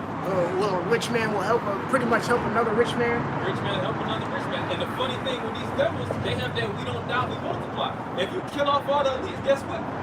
It's another group that's going to step up right in their place. But if I could say through the spirit too, that's why in Daniel it says, it speaks about that beast being more diverse than the other ones. Because like the brother was going into earlier about Goliath, right? Goliath came from that staple of, oh, I'm a leader of the people. I'm a front runner. I'm in the front of this. Esau don't fight like this. Esau gonna put millions and millions and billions of dollars and trillions of dollars of resources in front of him. You gotta go through so much shit to just get to an Evelyn Rothschild. That's the thing. That's that diversity. That's how many licks does it take to get to the middle of like, goddamn. You would have to kill all Esau to get to Evelyn Rothschild. You're not just going right? He got so many layers, but and you got billion-dollar industries, billion-dollar companies, trillion-dollar companies, countries that actually have actual military, that actually have resources that they can spend to fight wars that haven't even touched their leagues. You see? So it's not going to be a physical thing. It's something spiritual that's going to be divine through the spirit of Kal Yahweh Shema Shah. Divine intervention to take this man down. It's a divine intervention to set him up. Divine intervention set him up. So in Job 9:24, the earth is given. That was a present to the devil, which is the planet Earth. And what comes with the planet Earth? Resources. But you can read that over in the future. What's your resources? This is Psalm 94, verse 16. Who will rise up for me against the evildoers? So the Lord said, so who's going to rise up against this devil? You know, who's going to rise up against him? Keep going. Or who will stand up for me against the workers of iniquity? Yeah, so you got to think about it like it's a population of people, and the Heavenly Father's making that declaration. You know what people do? They're going to spread out the way. Jake ain't going to try to take that type of, I was like, that's right. I would say, hold that baton. It's something that seems impossible. Like I They got said, him off. if you go back to the history of what this man has done unto nations, what he has done unto people, he's spiritual. He's spiritual. To the most Continue on to verse 17. Unless the Lord Yahweh had been my help, my soul had almost dwelt in silence. Yeah, so unless the Most High had been our help, our soul would have dwelt in silence. And we're not at a point of silence, but the rest of our people, they just basically shut up. They're at a point of not fighting back. You talk to certain jakes about how you feel about a so-called white man, no comment. You'll see certain individuals, like you have sports players, or you have rappers and things of that nature that'll walk past Israelite kids, and they'll ask them certain questions about the so-called white man, and they don't want to speak on it. They don't want to speak about the atrocities and stuff. Yeah, Walker Flocka. Yeah. Don't put me on camera. Don't put me on camera. And like I said, when it goes into certain things that happen to our people in the past and now, how do you feel about cops shooting Negroes down and things of that nature? And Jake don't say nothing. Oh, well, Floyd told us that we should listen to the cops better. Oh, what Lil Wayne say? He said, I ain't got no problem with white people." Racism, get that away from me. Yeah. That hush money. That's why David said if the Lord wasn't on his side, then he would have been silent. A lot of Jakes in these times are very, very silent. They quiet. Esau don't have to physically castrate black men anymore. Black men are they're spiritually castrated to the point where they like you said, there's no man in them. Between the physically being beat down, the wearing of the saints, the no money aspect, the no power, they don't have the testicular fortitude to say shit. Hey, that's where the concept of being neutral comes in. Yep, neutered. Yep. When you go into neutral, it goes all the way back to the word neuter. And when you neuter a dog, they ain't got no fight in them. What the hell can you do with and in slavery, Esau would do that. Physically. Esau would physically castrate men. And he would actually let you be amongst the women and things like that. You could guard the house, but he know you ain't gonna really be popping nothing because your whole joint is cut off. That's a unit. And he turned a lot of Jakes into units. But Jake got the so-called the balls and the penis, for lack of a better term, they have their male genitalia in these times, but it's spiritual. Everything has up the dynamics of life have been upgraded. Man. He doesn't have to cut you off. He doesn't have to cut you We about to leave. Your rod physically off to new. But you could go ahead. You could, that's the main point. I got you. This is Ephesians 6, verse 10. Finally, my brethren, be strong in the Lord and in the power of his might. Yeah, so this is the finale. This is the final countdown. Paul said, finally, my brethren, be strong in the Lord. The word strong goes into the Hebrew word chazak, which means mighty. You have to exemplify strength in these times. Don't exemplify weakness. That's right. You have to be a man of strength. You got to be that brother like, man, every time I come around this brother, his spirit is up. He always got some new content. He always got some new energy that he's feeding. He's always keeping me pumped up in the spirit. Like an ancient mighty man. When you read about these certain men in the scriptures, even when Israel, the nation, was lost, you had certain men that had such a strong spirit on them that they raised up thousands, man. Yep. The Maccabees, that whole nation was at an all-time low. Their spirits was low. It was done. They didn't have no type of spirit to ring them up, let alone go to war. Hell yeah. But when I think it was Judas, when Judas actually gave that hope, and he voiced out his griefs and he inspired, the word, the nation through motivational speaking, and moved them. That's what the word motivate goes back to, motivating, which means move. It moves you in the spirit. You gotta be that type of brother, man. Keep going. Verse 11, put on the whole armor of the Most High, that ye may be able to stand against the wiles of the devil. Yeah, so we understand that this is warfare. And what's a warrior without his cloak? An idiot. When you go to war, you have to go to war fully girded. You don't go in there proud. I don't need the armor. I don't need the helmet. Nah, when you go to war, you go fully dead set with everything that you need. Because you could be penetrated. You can have individuals that could try to hit you from certain flanks, certain blind spots, and things of that nature. You could be injured. You could be ambushed. Yeah, it's all kind of dynamics that comes with warfare. Keep going. Verse 12. Hey, that's why I love the concept of warfare. Man. You know, you got to be that brother. You got to be a brother that embraces warfare and learn warfare. Because warfare always changes, whether it's from a elevated point of view, whether the terrains are different. It's different. Any and every area that you go. There's a certain strategy that you have to come with whenever wherever layout that you're in. You got to be a spiritual marine. And you got to be that way. Exactly. You know, because like you said, like you might be nice on dry land. Like, hey, nobody can touch me right here in this dry, perfectly weathered land. I'm gonna knock your ass out. But then what happens if you get me in this 4 foot of water? Then now you might be I'm not used to this, and you go get your ass handed to you. And You what got. was an example of that?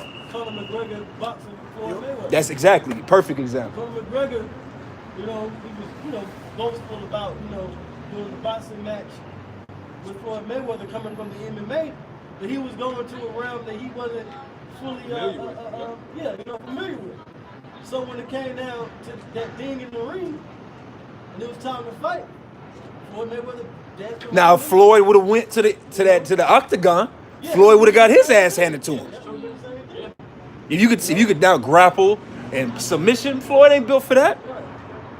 Hey, and that's important to know that concept too, because dealing in terms of warfare, you got to understand where you operate at. You know, just like the brothers going into, some brothers operate best in their cities, man. Don't be trying to go out into these weird areas and talk your shit and go into these weird clubs and certain hole in the wall places that you don't know nothing about alone. That's not where you operate. You know, fish operate best inside the water. You don't see no fish leaping up on land, surviving, walking around like, oh shit, is this a fish? Nah, they don't. That's not their habitat. That's right, brother. Know your habitat and operate best in your habitat. And now, of course, as you master certain dynamics in this truth, you expand and you learn, and you have to learn how to master different things as you grow. Don't just be one brother like, I'm good at this, so I'm gonna stay right here. Nah, that makes you one dimensional. But still, in terms of warfare and in terms of boxing, if you're fighting one dimensionally, so to speak, in the ring, then somebody's gonna study your tape. They're gonna see how you operate. They're gonna see, all right, this is his jab, this is his signature move. He always comes with this. He always comes with after this. All right, I learned. Boom, I know how to beat him. So you gotta do what? You have to recreate yourself always. It's true. Hey, that's one of the 48 laws of power. Recreate yourself. Well, if I may say, sometimes break yourself all the way back down. Rewire yourself and suit yourself back up which is hard to do. But you have to do. But that's where experience comes through, But I was gonna say through the spirit. That's why fighting, like in this walk, the Lord got specific brothers in certain areas for a reason. We hold a post for a reason.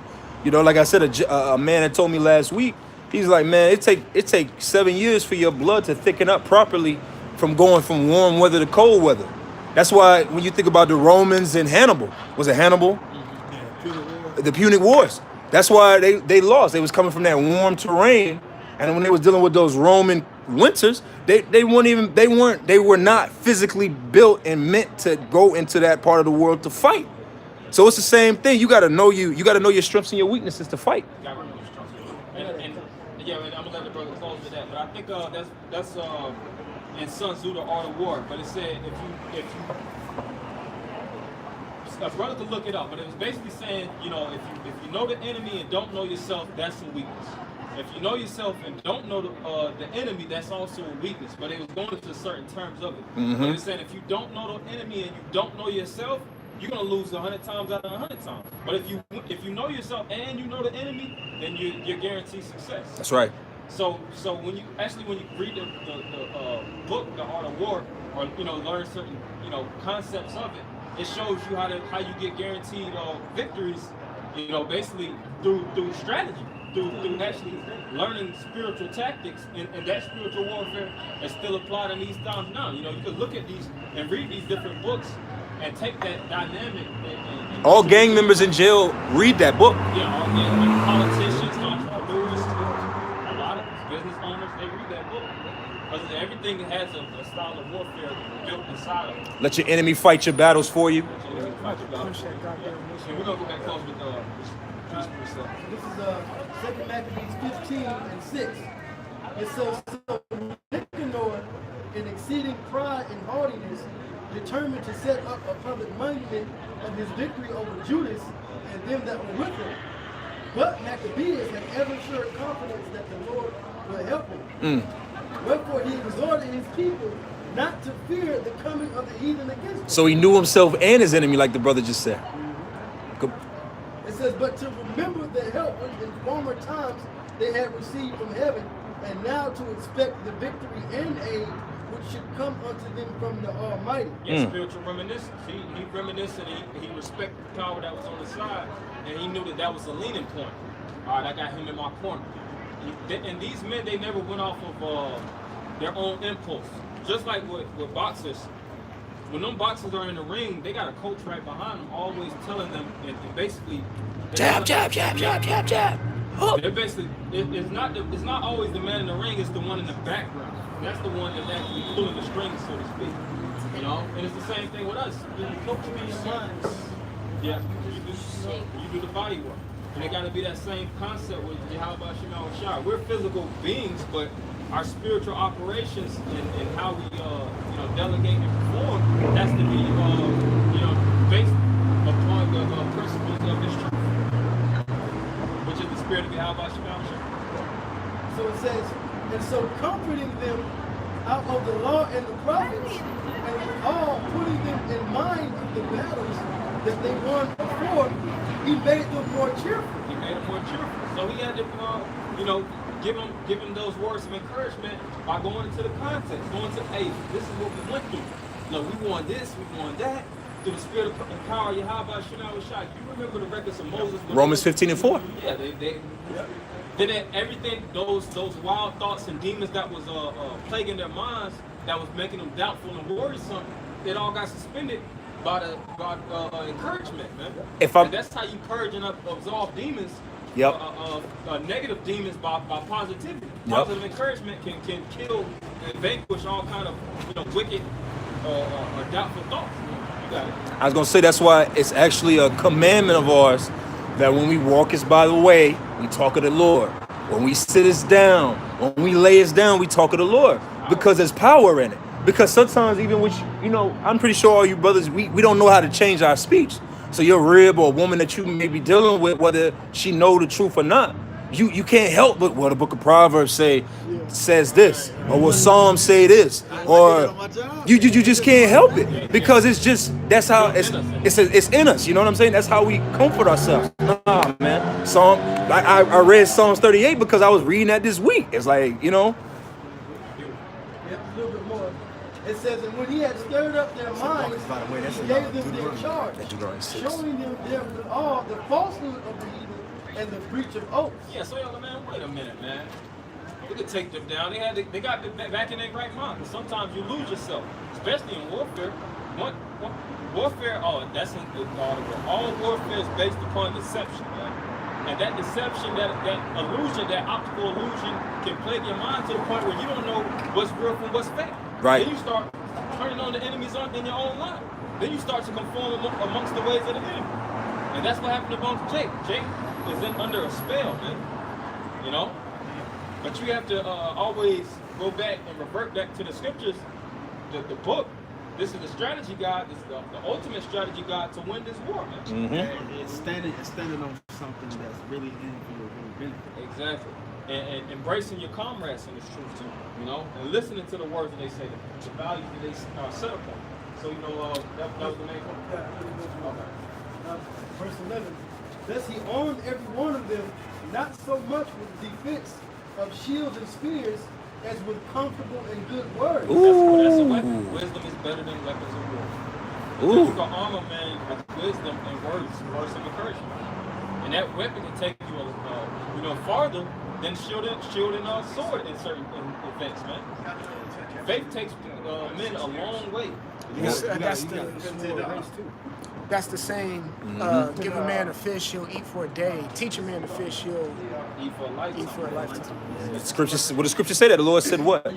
that he teaches our hands to war.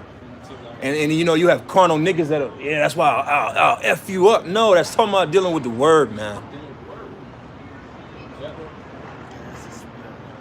It says, and beside that, he told them a dream worthy to be believed, as if it had been so indeed, which did not a little rejoice him. And so can I say something, please?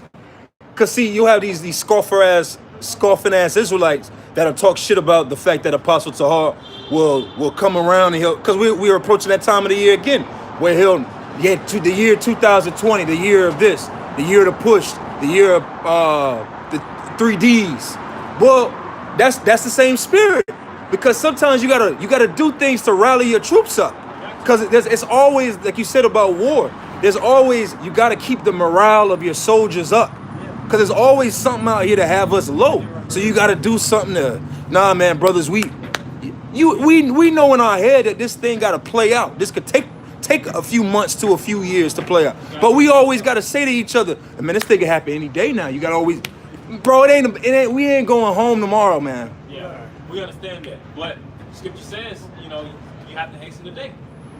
And you have to be roused up. You always got to keep yourself aroused. You know, just like when you pumping yourself up for you know, a woman.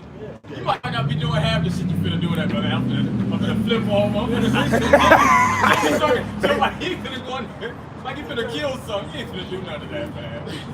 But it's the speech and the pumping yourself up. So what? It gets the blood flowing, man. Yeah, it gets the blood. The arousal level, so to speak. So you got to stay spiritually aroused, man.